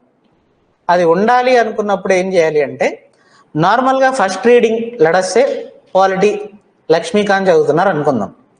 ఫస్ట్ రీడింగ్ చదివేటప్పుడు ఏం చేయాలంటే ఆ బుక్ మొత్తం స్టార్టింగ్ టు ఎండింగ్ నార్మల్గా చదివేసేయాలి. Single reading, don't worry about what is there and అన్ని గుర్తుపెట్టుకోవడానికి ట్రై చేయొద్దు. ఎందుకంటే 1 రీడింగ్ ఈజ్ నో రీడింగ్. ఒకసారి చదివితే చదివినట్టే కాదు. But from starting to ending చదివినప్పుడు ఏమవుతుంది అంటే ఆ బుక్లో ఏముంది అనేది మనకు తెలుస్తుంది. First of all we'll know what is there. అది చదువుకున్న తర్వాత చేయాల్సిన స్టెప్ ఏంటంటే go to the previous year questions. Previous year questions ఒక్కొక్క టాపిక్ తీసుకుని రేపొద్దున ఒక టాపిక్ స్టార్ట్ చేస్తున్నాం. లైక్ పాలిటీలో పార్లమెంట్ టాపిక్ స్టార్ట్ చేస్తున్నావు, లేదా ఫండమెంటల్ రైట్స్ టాపిక్ స్టార్ట్ చేస్తున్నావు. దానిపైన ప్రీవియస్ ఇయర్ క్వశ్చన్స్ ఏమొచ్చినాయి ఫస్ట్ అవన్నీ చూడాలి. అవన్నీ చూసి వాటిని మైండ్లో పెట్టుకోవాలి. మైండ్లో పెట్టుకుని వాటికి అనుగుణంగా ఇప్పుడు సెకండ్ రీడింగ్లో ఆ బుక్ని చదువుతూ ఉండాలి. ఇదే సెకండ్ రీడింగ్లో ఏం చేసుకోవాలి, కొంచెం మనం మీకు ఏదైతే మర్చిపోతాం అనుకునే ఆస్పెక్ట్స్ ఉంటాయో అవి అండర్లైన్ చేసుకుంటూ వెళ్ళాలి. Second reading. థర్డ్ రీడింగ్, ఈ థర్డ్ రీడింగ్ చేసే ముందు you have to right A test. ఒక టెస్ట్ సిరీస్ రాయాలి. సెకండ్ రీడింగ్ చేసిన తర్వాత right A test related to polity. ఈ టెస్ట్ రాసినప్పుడు నీకు కొన్ని విషయాలు అర్థమవుతాయి. కొన్ని టాపిక్స్ నేను స్ట్రాంగ్గా ఉన్నాను, కొన్ని టాపిక్స్ వీక్గా ఉన్నాను. అలాగే కొన్ని టాపిక్స్ నాకు ఈజీగానే గుర్తుంటున్నాయి, కొన్ని ఎక్కువ మర్చిపోతున్నాను. చదివినా సరే ఐఎమ్ ఫర్గెటింగ్ దోస్ థింగ్స్. ఇది ఐడెంటిఫై చేసుకున్న తర్వాత థర్డ్ రీడింగ్లో ఏం చేయాలి అంటే నువ్వు ఏదైతే మర్చిపోతున్నావు అని నువ్వు అనుకుంటావో వాటిని ఇప్పుడు సపరేట్గా ఒక బుక్లో రాసుకోవాలి. Only things that you generally ten to forget like articles అవ్వచ్చు, ఎమర్జెన్సీ ప్రొవిజన్స్ అవ్వచ్చు, something like that. Okay, note them down in your notes. Next fourth reading ఎప్పుడు పడాలి అంటే ఫైనల్గా ఎగ్జామ్కి ఒక 2-3 months ముందు you will be writing full length tests. అంటే ఓవరాల్ యాక్చువల్ ప్రిలిమ్స్ ఎలా ఉంటుందో అలాంటి టెస్టులు రాస్తూ ఉంటావు. అలాంటి టెస్టులు 1-2 రాసిన తర్వాత పర్టికులర్గా పాలిటీలో నువ్వు కొన్ని టాపిక్స్ మర్చిపోతూ ఉంటావు. ఈ టాపిక్స్ నేను కొంచెం వీక్గా ఉన్నా, మిగిలిన స్ట్రాంగ్గా ఉన్నా. వీక్గా ఉన్నటిపైన ఎక్కువ ఫోకస్ చేసుకుని స్ట్రాంగ్గా ఉన్నటిపైన తక్కువ ఫోకస్ చేసి ఫోర్త్ రీడింగ్ చేయాలి. ఇప్పుడు ఫిఫ్త్ రీడింగ్ వస్తుంది ఆర్ ఫిఫ్త్ రివిజన్. ఈ ఫిఫ్త్ రివిజన్ ఇంకా బుక్తో మనకు సంబంధం లేదు. లాస్ట్ 10 daysలో చేయాలన్నా కదా, ఈ లాస్ట్ 10 daysలో ఒక రోజు పాలిటీకి ఇస్తావు. ఆ ఒక్కరోజు ఏం చేస్తావు, థర్డ్ రీడింగ్లో ఏదైతే నువ్వు మర్చిపోతావు అని రాసుకున్నావో వాటిని బట్టి పడతావు. జస్ట్ ఎగ్జామ్ దగ్గరలో ఉంది కాబట్టి వాటిని బట్టి పట్టుకుని వెళ్తావు. సో ఎగ్జామ్ దగ్గరలో ఉంది కాబట్టి వీలైనంత వరకు గుర్తుంటాయి. You can answer majority of the questions. That is how prelims preparation should be for first attempt. మీ అందరూ ఫస్ట్ అటెంప్టే మోస్ట్లీ ఇస్తున్నారు అని అనుకుంటున్నాను. So this is the type of plan that you need to follow. ఇదంతా follow అవ్వకుండా prelims ఇస్తే prelims అవ్వదు. Very simple. అండ్ ఇదంతా చేయకుండా ప్రిలిమ్స్ ఇవ్వడానికి ట్రై కూడా చేయొద్దు. Don't even try. సరదాగా ఇద్దాం, ఓ రాయేద్దాం, ఒక బాణం వేద్దాం, ఇట్లాంటి పనులు చేయొద్దు. Only once you prepare thoroughly, at least 1.5 year preparation ఉన్నప్పుడు మాత్రమే ప్రిలిమ్స్ ఫస్ట్ అటెంప్ట్ ఇవ్వండి. ఇంకోటి గుర్తుంచుకోవాలి, ప్రిలిమ్స్ ఇస్తున్నాము అంటే దానికి ముందు మన మెయిన్స్ ప్రిపరేషన్ సగం అయిపోయి ఉండాలి. అంటే ఆప్షనల్ కోచింగ్ అయిపోవాలి, మన దగ్గర ఫుల్ నోట్స్ ఉండాలి, అట్లీస్ట్ ఒక పేపర్ తరోగా ఉండాలి. రెండోది మెయిన్స్ సంబంధించిన టాపిక్స్ ఏదైతే ఉంటాయో వాటన్నిటికీ రెడీమేడ్ నోట్స్ రెడీగా ఉండాలి. Each and everything that is mention in main syllabus we should have our handwritten notes. పుస్తకాలు కాదు, మనం రాసుకున్న మన హ్యాండ్ రిటన్ నోట్స్. అది ఉంది అనుకున్నప్పుడు మాత్రమే ప్రిలిమ్స్ ఇవ్వాలి, లేకపోతే ఇవ్వకూడదు. Only when you are confident even for mains, then only give prelims. Okay, one more thing, మనకు ప్రిలిమ్స్లో 100 క్వశ్చన్స్ వస్తాయి. ఈ 100లో ఎన్ని ఆన్సర్ చేయాలి మనం క్వాలిఫై అవ్వాలంటే?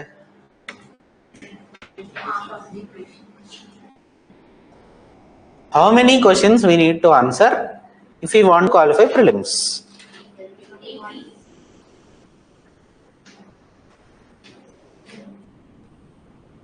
Huh? 40 yeah. 60 to 70 సరిపోద్ది. అన్ని థియరీలు టెస్ట్ చేద్దాం, మీరు చెప్పే అన్ని, starting from 40. Okay, last few years prelims cut offs starting from 2016 general category cut offs రాస్తున్నాను.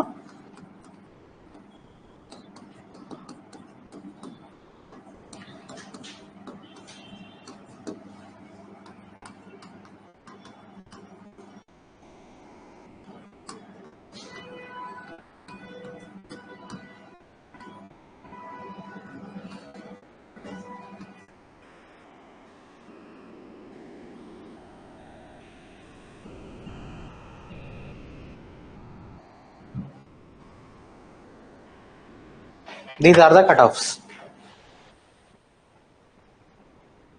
ఇప్పుడు ఒక్కొక్క థియరీ.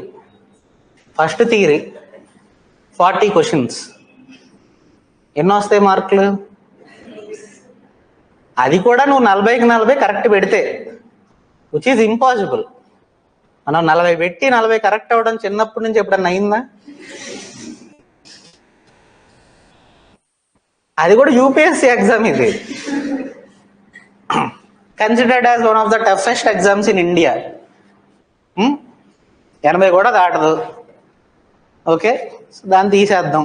ఇందాక ఎవరో హాఫ్ ఆఫ్ ద క్వశ్చన్స్ అన్నారు, అదే తీసుకుందాం. Still if you answer 50 questions, let us say the cutoff is somewhere around 97 or 98. అంటే మొత్తం అన్ని రైట్ పెట్టాలి మళ్ళీ, అప్పుడే కదా 100 వచ్చేది. ఒక్క question తప్పెట్టినా it will go somewhere around 97 our score. We may not qualify. Again, absolutely rubbish. Now comes to 60 questions.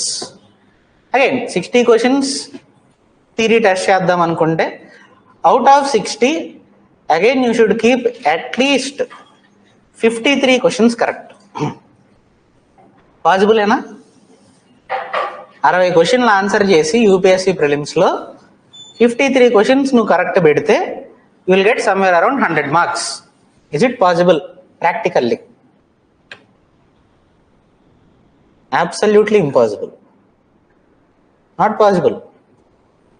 60 select చేసుకుని అందులో 53 కరెక్ట్ పెట్టడం not possible at all. So minimum questions you need to answer out of 100, 80. That is minimum. 80 when the paper is very tough, very very tough, like somewhere like 2023. Okay, you can answer somewhere around 75 to 80. Cut off చాలా తక్కువ ఉంది కాబట్టి somewhere around 75 to 80 if you answer, you will have chance to qualify. If the paper is somewhere in the range of 97, 98, అంటే it is tough but not like 2023. Then you need to answer somewhere around 85. 105, 116 range of paper అయితే you need to answer 85 to 90. Now comes the question. అన్ని క్వశ్చన్లు మాకు తెలుస్తాయా answer చేయడానికి? అంతేనా? తెలియకపోయినా answer చేయాలి. అది ఎలాగనేది చూద్దాం, will see. But remember, whenever you give any kind of test series, any test series that you are going to give from now on, which is of 100 questions, 50 questions, anything, try to answer at least 80% of the questions. Otherwise, remember, simply you are not going to qualify. 80 answer చేయకపోతే exam ఇవ్వడం మానేయండి. ఎలా qualify hour?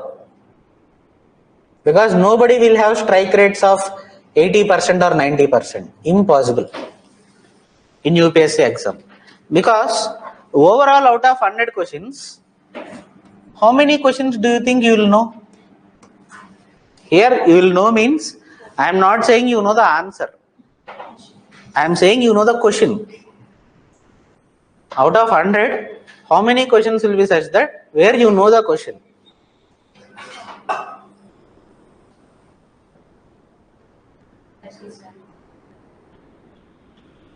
If you do good preparation, it will be around 55, 50 to 55. If you have done decent preparation, don't think that it is difficult.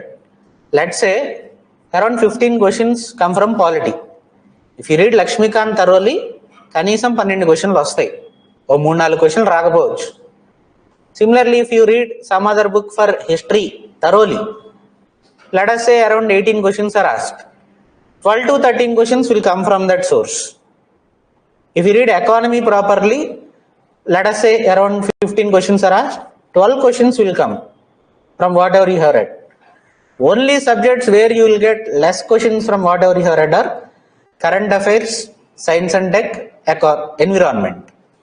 ఈ మూడు మాత్రం మనం చదివిన దాని నుంచి ఎక్కువ డైరెక్ట్ క్వశ్చన్లు రావు. ఓన్లీ 50-60% రేంజ్లో ఉంటాయి. ఓకే, సో ఈ 3 సబ్జెక్ట్స్ ఏం చేయాలి? ఆ 50-60%కే ట్రై చేయాలి, ఆ ఎక్స్ట్రా ట్రై చేయకూడదు. వేరే subjects you should try to increase that percentage up to 70 or 80%. Okay, so around 55 మనకు తెలిసినవి వస్తాయి. అండ్ నేనేం చెప్తున్నాను, అట్లీస్ట్ 80 ఆన్సర్ చేయాలంటున్నాను. నా ఎక్స్ట్రా 25 అసలు తెలియని క్వశ్చన్లో ఆన్సర్ ఎలా చేయాలి? For that there will be several techniques, okay, which we will see over the period of time. చూద్దాం మన క్లాసెస్లో కూడా. I will make you answer some of the questions which you don't know and still how you can answer those. Okay. Anyway, కొంచెం out of the topic వెళ్ళాం, but fine. Next, importance of PSLV. So ఇదంతా చెప్పడానికి reason ఏంటి అంటే, ఇక నుంచి ఏ test series మీరు రాస్తున్నా సరే కంపల్సరీ 80% క్వశ్చన్స్ ఆన్సర్ చేయండి. తెలిసినా తెలియకపోయినా, తెలిస్తేనే ఆన్సర్ చేయాలని కాదు. And you might have misconception about negative marks. సరే ఎక్కువ పెడితే నెగిటివ్ మార్కులు పడతాయి కదా అనేది ఒకటి ఉంటుంది. నౌ లెట్ us సే, ఇందాక ఎగ్జాంపులే తీసుకుందాం. 100లో నీకు 55 తెలుసు, ఒక ఎక్స్ట్రా 25 ఆన్సర్ చేయాలనుకున్నాం. ఓకే, నేను చెప్పిన దాని ప్రకారం ఈ ఎక్స్ట్రా 25 ఆన్సర్ చేస్తున్నావు అనుకున్నప్పుడు ఏదో ఒక లాజిక్ వాడే ఆన్సర్ చేస్తావు కదా, మరీ బ్లైండ్గా అయితే ఆన్సర్ చేయవు. Will use some kind of logic, what ever that logic might be. Okay, out of these 25, by using some kind of logics, how many questions do you think you can answer correctly? Minimum number. Minimum. Okay, 8 అనుకుందామా? 1/3. 8 questions let us say you have answered correctly, and wrong ఎన్ని అవుతాయి మనకి? 17. Overall net నీకు ఎన్ని మార్కులు వస్తాయి? Any idea? Somewhere around 4.5. నష్టం ఏమన్నా ఉందా ఈ 25 పెట్టడం వల్ల? మినిమం లాభం 4 మార్కులు ఉంది. పెట్టకపోతే అవి కూడా రావుగా. అర్థమైందా?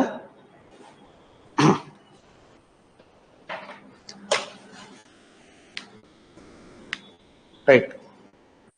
So importance of PSLV, one of the most successful space launch vehicles in the world, completing 50 missions by 2019 with only 2 failures. Till 2017, 0 failure, 39 consecutive success. And it is a 4-stage vehicle, okay, used to launch satellites into not only polar orbits but also into geosynchronous and geostationary orbits as well. Alage the launch capability of PSLV with different configurations varies from 1000 to 1750 to low earth orbit, okay. And the biggest advantage of PSLV is it is capable of placing multiple payloads into multiple orbits. That means in a single mission it can place multiple payloads in multiple orbits. So సింపుల్గా ఏం చేస్తుంది అంటే, especially low earth orbit, okay, let us say 300 kilometer దాకా వెళ్తుంది. First అక్కడ satellites అన్ని place చేస్తుంది. మళ్ళీ కొంచెం ముందుకెళ్ళి బూస్టింగ్ వచ్చి 400 kilometer, some satellites will be placed. Again 450 kilometer, some satellites will be placed. It has the capability of placing multiple satellites into multiple orbits in a single mission. So multiple engine restarts that it has achieve multiple orbits in the same mission depending on the mission requirements, and has also been demonstrated successfully for PSLV. And it has launched around 319 foreign satellites from across 33 countries till 2019, and it has successfully launched 104 satellites in a go into different satellites in the year 2017. ఒకేసారి 104 satellites launch చేసి world record సృష్టించడం జరిగింది. But later it was broken by Falcon of space X by launching 124 satellites. But in 2017 when we have done this, it was the world record, 104 satellites in a single go. That too in multiple orbits, multiple satellites. Okay, and India successfully launched Chandrayaan, Mangalyaan, Aditya L1 etc. by using our PSLV. So this is the overall importance of PSLV. Let's write this question.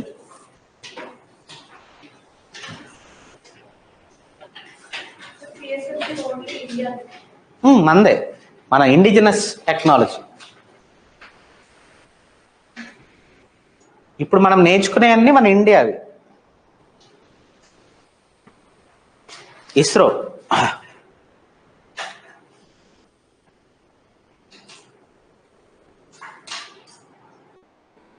ten marks, 150 words.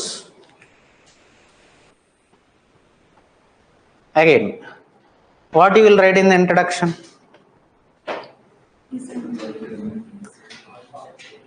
Aditya L1. Okay, with the recent launch of Aditya L1, PSLV has demonstrated its capability one more time in launching outer space missions. ఓకే, అది introduction రాసుకుంటాం. దాని తర్వాత will keep the heading why it is considered as work horse of ISRO. There will write all the points, ఇంపార్టెన్స్కి సంబంధించిన points ఏదైతే ఉంటాయో ఇవే రాస్తాం. బట్ డైరెక్ట్గా రాయకూడదు, యూస్ సమ్ హెడ్డింగ్స్. ఓకే, ఒక్కొక్క పాయింట్కి ఒక్కొక్క సైడ్ హెడ్డింగ్ పెట్టుకోవాలి. అప్పుడు ఏమవుతుంది, విజిబిలిటీ అనేది ఉంటుంది. అంటే మనం ఏం చెప్తున్నాం అనేది హెడ్డింగ్లోనే చెప్పేస్తే ఎగ్జామినర్కి ఈజీగా ఉంటుంది కరెక్షన్ చేయడానికి. Remember, while correcting your answers, examiner will be correcting multiple papers in a single day. So నువ్వు ఎంత ఈజీ చేస్తే నీ పేపర్ కరెక్షన్ చేయడానికి అన్ని బెటర్ మార్క్స్ వస్తాయి, ఎంత కష్టం చేస్తే అన్ని తక్కువ మార్కులు వస్తాయి. So visibility is very important in answer writing. So for visibility we need to use headings, we need to underline the important aspects, all these things, right? Conclusion, what we will write? ఆల్రెడీ ఇందాక ఒక విషయం చెప్పాను. Right now GSLV launch pad అనేది Gaganyaan mission కోసం మనం modify చేయడం జరుగుతుంది.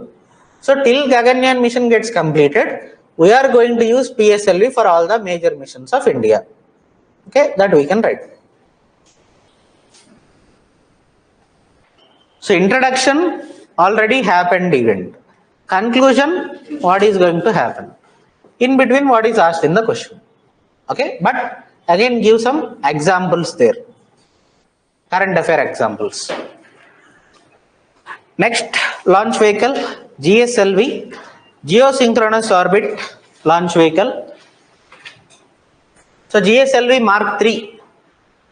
So at that time when GSLV Mark III came into picture, it is the largest launch vehicle developed by India, which is currently in operation as well. And this is the 4th generation launch vehicle. First generation SLV, second ASLV, third PSLV, 4th GSLV. And it is equipped with 4 liquid strap-ons, which is not needed for us. But this is important. The indigenously developed cryogenic upper stage is being used in the JSLV. ఇందాక PSLV వరకు ఏం చూసాం, solid liquid stages వరకే చూసాం. But here we are going to observe the cryogenic upper stage. I have already explained you what is the meaning of this. Cryo అంటే ఏమని చెప్పాను, cool, cold, okay, or frozen. ఈ 3 పదాలు గుర్తు రావాలి. So cryogenic means what we do, we use fuels like liquid hydrogen as the fuel, liquid oxygen as the oxidizer. Okay, remember. So GSLV with indigenous cryogenic upper stage has enabled us launching 2 ton class of communication satellites. That means 2000 kgs of communication satellites are being launched. మనకి PSLV capacity అంతా for geosynchronous geo transfer orbit 1425 ఓన్లీ. But GSLV Mark II కి మనకి 2 ton అన్నాం, but actual capacity is approximately around 2500. GSLV Mark II కి Mark III కి main difference ఒకటే. Okay, it is related to payload capacity.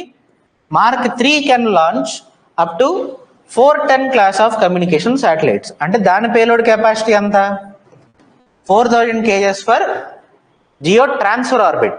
వేరాస్ GSLVతో మనం లో ఎర్త్ ఆర్బిట్కి లాంచ్ చేయాలనుకున్నాం, let us say, then it will double up అనమాట. అంటే up to 5000 kgs for low earth orbit for Mark II, up to 10,000 kgs for low earth orbit by using Mark III. Again ఇవన్నీ రాద్దాం తర్వాత, just బ్రీఫ్గా చెప్తున్నాను ఇక్కడ. Again we have not written all the 4 points that are important, ఇంకా రాయలా. First GSLV Mark II కి సంబంధించి ఇన్ఫర్మేషన్ చూద్దాం. Payload capacity, it can carry payload of up to 2500 kgs to geosynchronous transfer orbit. Whereas when it comes to low earth orbit, it has the capability of placing 5 tons into the low earth orbit. Okay, now let us write the 4 points. Number of stages 3 and propellant SLC, solid, liquid, cryogenic. And third, payload capacity. ఇది Mark II కి రాస్తున్నాం, గుర్తుంచుకోండి. This is only for Mark II. Payload capacity 2500 kgs to geosynchronous transfer orbit, 5000 kgs to low earth orbit. Again, anywhere. It can be used to launch satellites to low earth orbit, medium earth orbit, geosynchronous transfer orbit, or to outer space missions as well.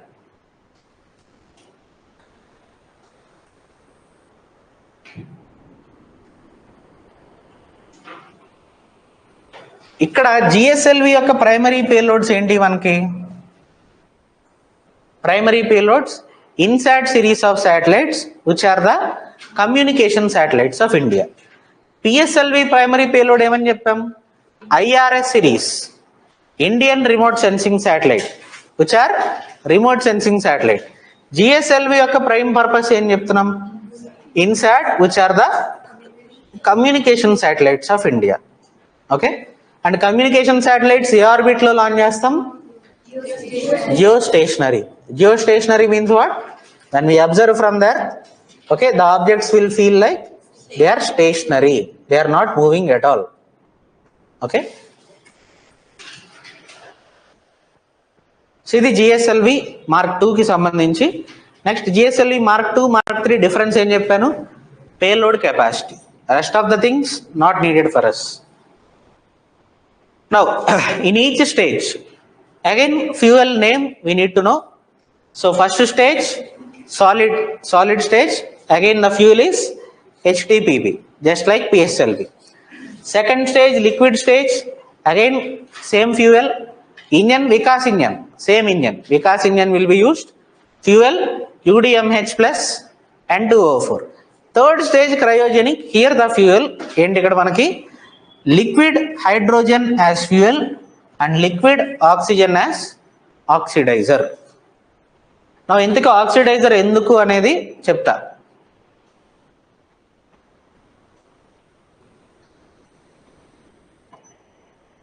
Or you tell me, why do we need to carry separate normally oxygen is required for combustion.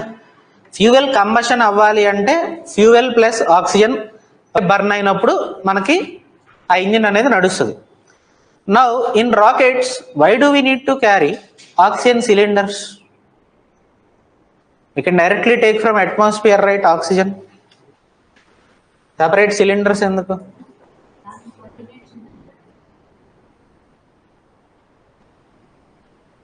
There are generally two types of engines called jet engines and rocket engines.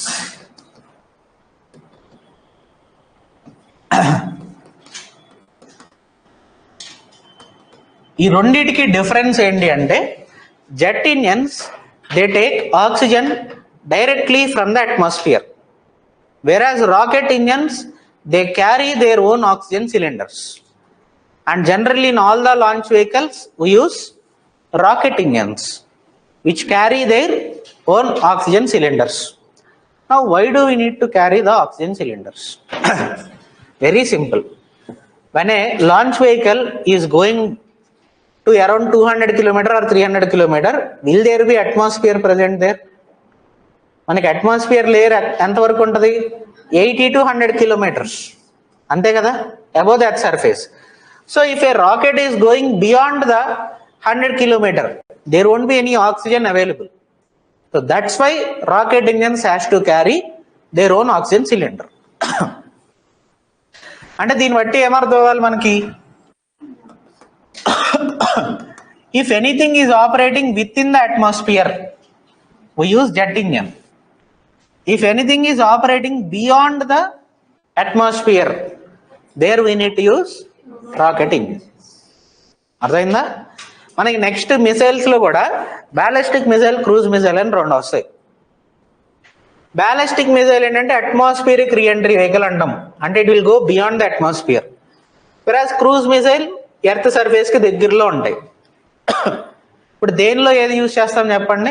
Ballistic missile what type of engine we need to use? Rocket engine. Cruise missile jet engine.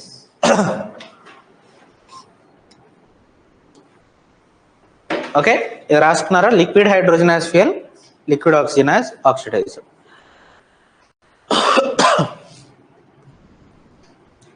So only difference between Mark 2 and Mark 3, payload capacity, that we need to know. So GSLV Mark 3 has a payload capacity of 4 ton to the geotransfer orbit, 10 ton to the low earth orbit.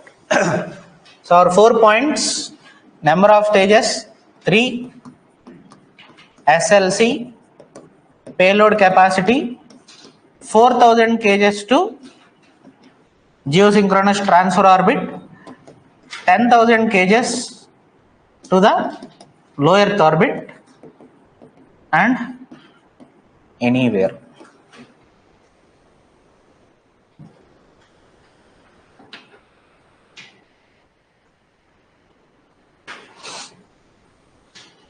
Okay,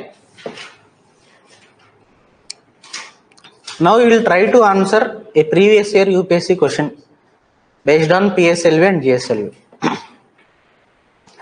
అందరూ correct answer చెప్పాలి.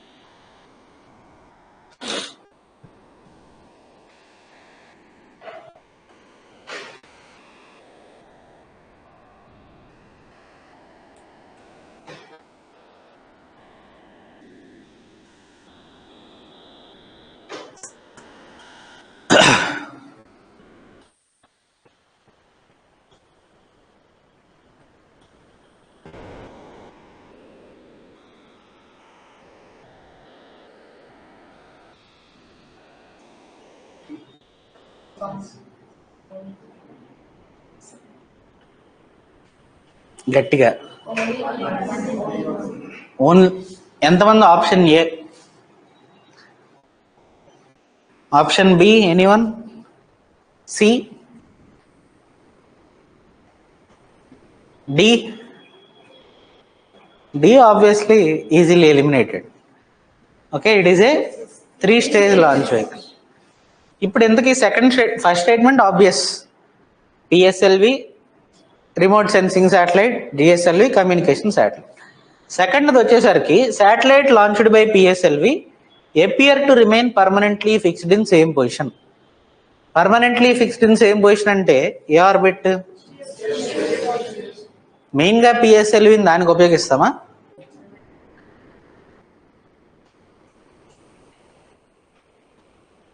రెండోది as viewed from particular location from there, దానికోసం ఉపయోగించేది GSLV, not పిఎస్ఎల్. సింపుల్గా డైరెక్ట్గా Jio stationery అని ఇవ్వకుండా దాన్ని ఎక్స్ప్లెయిన్ చేశాడు అంతే. Okay, so the answer is 1 only. అర్థమైందా? So satellites launched by PSLV appear to remain permanently fixed అనేది తప్పు. That is geostationary orbit mainly launched by GSLV. Question కష్టం కాదు, మనం దాన్ని ఎలా అర్థం చేసుకుంటున్నాం అనే దానిలో ఉంటుంది అంతే. It's not a difficult question.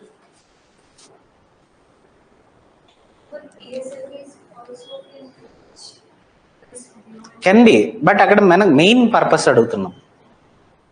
PSLV main purpose ఏంటి? Launching satellites to polar orbit. మెయిన్గా పిఎస్ఎల్వితో లాంచ్ చేసేవి స్టేషనరీగా అనిపిస్తాయా? అనిపించు.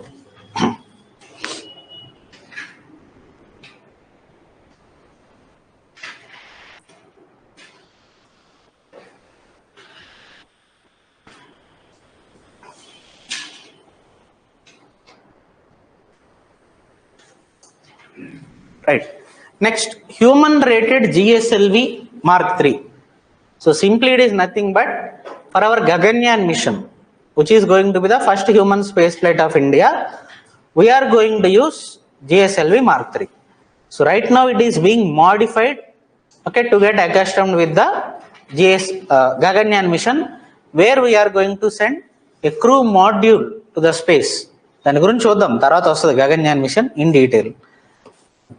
So human rated GSLV Mark III is identified as the launch vehicle for our Gaganyaan mission. Gaganyaan program aims at carrying 3-member crew to the low Earth orbit and again bring them back safely to a predetermined location on the Earth. How it works and all we'll see later. Okay, what is Gaganyaan mission? What are its objectives?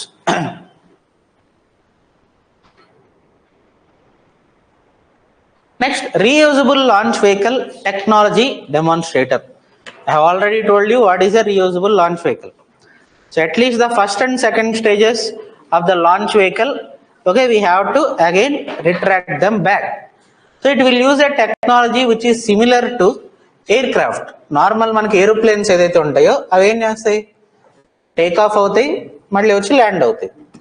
So normal aircraft technology, when combined with the launch vehicle technology, we will get something called reusable launch vehicle.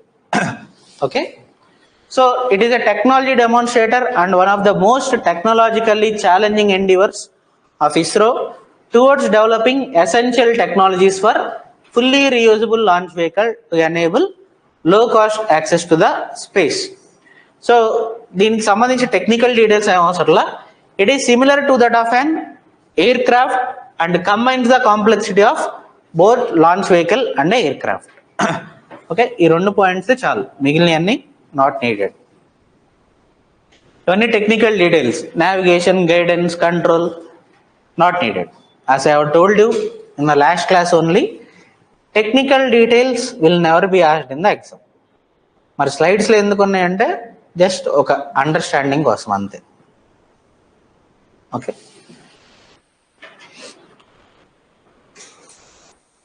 Next one, small satellite launch vehicle or SSLV.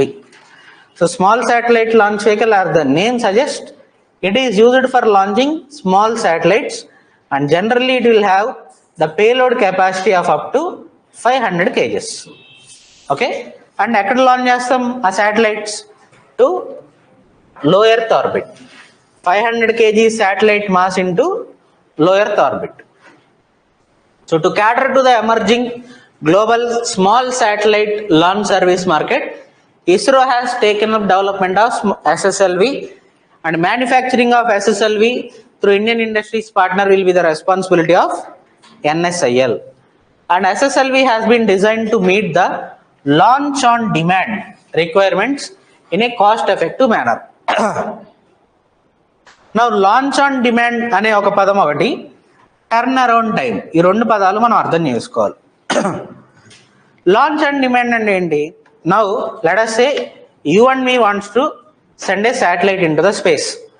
మనం కలిసి science and technology క్లాసులు విన్నాం, space technology వినేసాం, so మొత్తం తెలిసిపోయింది, రేపు satellite తయారు చేద్దామని కూర్చొని తయారు చేసాం. మరి ఎందుకు దాన్ని పంపించాలి స్పేస్లోకి? How we need to send? We have to arrange for a launch vehicle. And right no what are the launch vehicles available in India? PSLV, GSLV. GSLV ఏమో దాని పనిలో అది ఉంది, అవైలబుల్ లేదు. సో నెక్స్ట్ పిఎస్ఎల్వి లాంచ్ దాకా మనం wait చేయాలి. PSLV ఏమి చిన్నది కాదు కదా, ఒక నెలకు ఒకసారి మనం ఒక బస్సు స్టార్ట్ చేసినట్టు స్టార్ట్ చేయడానికి it will take time. Maybe ఇయర్లో ఒకసారో రెండు సార్లు పిఎస్ఎల్వి లాంచ్ అనేది జరుగుతుంది. అండ్ ఈ లాంచ్ అయ్యే టైంలో కూడా మన శాటిలైట్ పంపించాలి అంటే ముందు అక్కడ ఖాళీ ఉండాలి. ఆల్రెడీ ప్రీ బుకింగ్స్ బోర్డులు అని ఉంటాయి కదా. సో ఒక పిఎస్ఎల్వి లాంచ్ అయ్యి మళ్ళీ నెక్స్ట్ పిఎస్ఎల్వి లాంచ్ అయ్యే టైంకి మనం తయారు చేసిన శాటిలైట్ పాడైపోవచ్చు కూడా, మనకు తెలియదు. సో మనకి ఎప్పుడైతే డిమాండ్ ఉందో అప్పుడు మనం పంపించాలి అంటే right now it is not possible. దాన్నే లాంచ్ ఆన్ డిమాండ్ ఫెసిలిటీ అంటాం. Right now that is not there because we have only big launch vehicles like PSLV, GSLV. రెండోది టర్న్ అరౌండ్ టైం. అంటే ఒక పిఎస్ఎల్వి లాంచ్ చేసిన తర్వాత రెండో పిఎస్ఎల్వికి it is going to take a lot of time to develop another PSLV. But SSLV వల్ల మనకి advantage ఏముంటుంది? Okay, they are going to be manufactured by different industry partners. ఒకేసారి 3-4 లాంచ్ వెహికల్స్ తయారవుతూ ఉంటాయి. దీనివల్ల మనకి టర్న్ అరౌండ్ టైం అనేది almost negligible. Whenever we want some company will provide us with SSLV. Similarly launch on demand, whenever there is demand we can launch them. No need to wait for again the next launch of a particular launch vehicle. Okay, so reduced turn around time, launch on demand facility, and cost optimisation for realisation and operation, flexibility in accommodating multiple satellites, minimum launch infrastructure requirement, and heritage of proven design practice. These are all the advantages of our SSLV. Okay, and recent ga launch chesina SSLV D3 daniki sambandhinchi few details we will see. Okay, on August 16th, I told you we have successfully tested SSLV D3.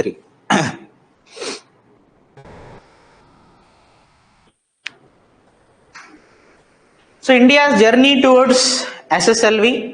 So D1, D2, D3, 3 demonstrating missions మనం carry out చేయడం జరిగింది. So D1 ఏదైతే ఉందో that was actually unsuccessful, has failed. Okay, first SSLV mission, SSLV D1, carrying 2 satellites, okay, called Ajadisat and EOS-02, launched in August 2002, but it was a failure. Later, the insertion of 2 satellites after their separation took place, and SSLV D2 in February 2023 was successful. And recently, on August 16th, SSLV D3 has been launched. Again, it is also successful. So with D3 success, right now మన SSLV testing అనేది completed. Okay, it is successfully flight test right now. Now what is going to happen? And ఎప్పుడైతే ఈ D3 successful launch అయిందో అదే రోజు ISRO chairman నుంచి ఒక tweet వచ్చింది.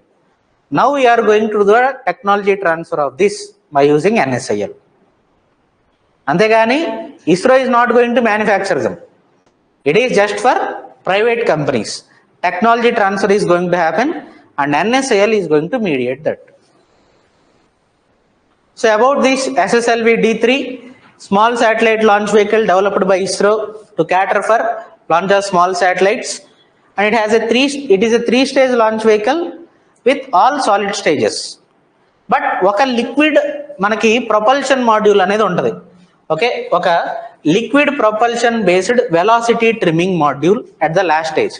నార్మల్లీ కన్సిడర్ చేస్తే 3 stages with all solid, but at the end there is something called liquid propulsion based velocity trimming module. ఏంటిది అంటే ఫైనల్గా మనం ఎప్పుడైతే శాటిలైట్ ప్లేస్ చేయాలి అనుకుంటామో ఆర్బిట్లో, అక్కడ దానికి మనం ఒక సర్టెన్ వెలాసిటీ ఇవ్వాల్సి ఉంటుంది కదా. పిఎస్ఎల్వి జిఎస్ఎల్వికి అయితే అడ్వాన్స్డ్ కాబట్టి వాటికి ఆ క్యాపబిలిటీ ఇన్బిల్ట్ ఉంటుంది. దీనికి ఏం చేసాం, ఒక సపరేట్ వెలాసిటీ ట్రిమ్మింగ్, అంటే ఎంత వెలాసిటీ ఇవ్వాలి అనేది before launching we will decide, and ఆ వెలాసిటీ ఇవ్వడానికి మనం ఒక సపరేట్ స్టేజ్ పెట్టుకోవడం జరిగింది. That is what is liquid propulsion based velocity trimming module as the terminal stage, అంటే last stage. And VTM is the last liquid propellant based stage of the rocket, which is used to correct the velocity just before injecting the satellite into orbit. So orbit లో place చేసే ముందు దాని యొక్క వెలాసిటీని మనం correct చేసుకుని ఎంత వెలాసిటీతో కావాలంటే అంత వెలాసిటీతో దాన్ని లాంచ్ చేయడం కోసం. Normally 3 stages, all solid. Okay, payload capacity ఎంత 500 kgs up to low earth orbit, 500 to 700 kilometers. కొన్ని అప్ టు 700 kilometers ఉంటాయి, కొన్ని అప్ టు 500 ఉంటాయి. Variants, different variants. 500 to 700 we can say. Now already మనకి SSLV కేటగిరీలో ఒక private company, they have already manufactured a launch vehicle called Agnibaan rocket. ఈ Agnibaan rocket అనేది a company called Agnikul Cosmos. Agnikul Cosmos అనే company, they have successfully carried out a suborbital test flight of its home built 3D printed semi cryogenic rocket Agnibaan from its own launch pad at Sriharikota. శ్రీహరికోటలో వాళ్ళ యొక్క own launch pad నుంచి అగ్నిబాన్ అనే రాకెట్ని సక్సెస్ఫుల్గా flight test చేయడం జరిగింది. ఇంతకీ 3D ప్రింటింగ్ ఏంటి అనేది తర్వాత చూద్దాం, మనకు వస్తుంది ఆ topic. So this is the first rocket which has used a 3D printed rocket engine. వాళ్ళ రాకెట్ ఇంజన్ ఏదైతే ఉందో అది మొత్తం 3D ప్రింటింగ్ ద్వారా తయారు చేశారు. Okay, first such thing that happened in the world. And ఇది ఏంటిది, మనకి ఎస్ఎస్ఎల్వి కేటగిరీలోకి వస్తుంది. It can place satellites of up to 300 kgs in the low earth orbit. Again ఇది మనకు అవసరంలా. What is Agnibaan? It is a highly customisable 2-stage launch vehicle. Okay, capable of carrying payloads between 30 kgs to 300 kgs up to around 700 kilometers. Okay, payload capacity ఎంత అంటే 300. Okay, to low earth orbit. It is completely mobile, designed for accessing more than 10 launch ports and driven by some LOX kerosene engine in its all stages. Agniban is configurable by the customer. So customer requirements బట్టి దీన్ని design చేయడం జరుగుతుంది. Okay, based on the requirement. తక్కువ payload capacity ఉంటే తక్కువ payload capacity type of launch vehicle will be design. ఎక్కువ payload capacity కావాలనుకుంటే దాన్ని బట్టి different variants will be there. Based on the customer requirement design చేయడం జరుగుతుంది. అండ్ దీని గురించి మనకి డీటెయిల్స్ అవసరం లేదు, just remember Agnibaan is a private launch vehicle developed by a company Agnikul Cosmos which has a capacity of payload capacity of 300 kgs and placing the satellites in the low earth orbit. But remember, this is not the first privately developed launch vehicle in India. This is actually the second. Then what is the first one? First private rocket launch in India happened of Skyroot Aerospace. Skyroot Aerospace అనే వాళ్ళు Vikram yes అనే rocket ని launch చేయడం జరిగింది in November 2022. Okay, ఆ Vikram yes గురించి కూడా చూద్దాం. But before that, Agnikul cosmos తయారు చేసిన Agnibaan rocket, it is the world's first 3D printed engine. Okay, దీనిలో యూజ్ చేసిన ఇంజన్ ఏదైతే ఉందో ప్రపంచంలో మొట్టమొదటిసారి 3D ప్రింటింగ్ అనే టెక్నాలజీ ద్వారా తయారు చేసింది. 3D ప్రింటింగ్ అంటే ఏంటో మీకు జస్ట్ బ్రీఫ్ అండర్స్టాండింగ్ కోసం చెప్పాలి అనుకుంటే, ఓకే, ఇది ఒక ప్రిజం అనుకున్నాం. మనకి ఈ షేప్ రావాలి అంటే నార్మల్గా ఏం చేస్తాం, ఏదైనా ఒక బ్లాక్ తీసుకుని దాన్ని షేప్ వచ్చేలాగా కట్ చేస్తాం, అంతేనా చేసేది. 3D ప్రింటింగ్లో ఏం చేస్తామంటే ఒక్కొక్క లేయర్ని ప్రింట్ చేసుకుంటా ఫైనల్గా ఈ షేప్ తీసుకొస్తాం అనమాట. ఫస్ట్ ఒక కంప్యూటర్ మోడల్ ద్వారా క్యాడ్ అంటాం, సిఏడి, కంప్యూటర్ డిజైన్లో ఒక 3D మోడల్ క్రియేట్ చేసుకుంటాం ఈ ప్రిజంది. దాన్ని ఒక మెషిన్కి ఇన్పుట్ ఇస్తాం. ఆ మెషిన్ ఏం చేస్తుంది, ఒక్కొక్క లేయర్ని ప్రింట్ చేసుకుంటా ఫైనల్గా మనం ఏదైతే షేప్ ఇచ్చామో ఆ షేప్ని తీసుకొస్తాం. దాన్నే 3D ప్రింటింగ్ అంటాం. ఇలాంటి టెక్నాలజీని యూజ్ చేసి వీళ్ళు ఏం చేశారు, వాళ్ళ రాకెట్ ఇంజిన్ తయారు చేశారు. Okay, world's first rocket engine which is made by using 3D printing technology. And launch pad, first privately owned launch pad in India, that is also of Agnikul Cosmos for the Agniban rocket. But again remember, this is not the first privately developed launch vehicle in India. First ఏంటిది, Vikram S. Second Agniban. Vikram S ఎవరిది, Skyroot Aerospace. Agniban ఎవరిది, Agnikul Cosmos. So Vikram S is a single stage suborbital launch vehicle. ఇది రాసుకోండి, మీకు ఇచ్చిన పీడిఎఫ్లో లేదు. Just మొత్తం details అవసరంలా, main points. Vikram S is a single stage suborbital launch vehicle which would carry 3 customer payloads and దీని payload capacity వచ్చేసరికి 480 kgs for 500 kilometers. 480 kgs up to 500 kilometers to the low earth orbit. And దీన్ని తయారు చేసిన mission పేరు వచ్చేసరికి Prarambh mission. Under Prarambh mission this Vikram S launch vehicle was developed.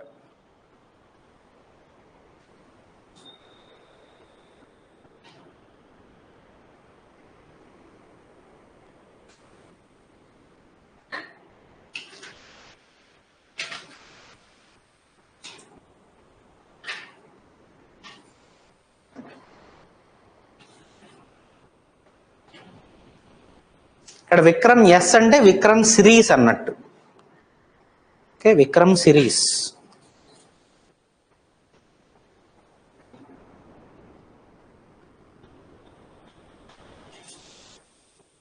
మొత్తం అవసరం లేదు, basic details. Prarambh mission 480 kgs payload capacity up to 500 kilometer low earth orbit. First privately developed launch vehicle in India by Skyroot Aerospace. All right. So with this we have completed all the launch vehicles of India. ISRO ki sambandhinchini privately developed everything we have discussed. వేరే countries మనకు అవసరంలా, మన country మనకి అయ్యే ఎక్కువ అయిపోతున్నాయి. So that's it. In the next class we will start with satellites and space explorations. Okay, so we'll stop here for today. Any doubts?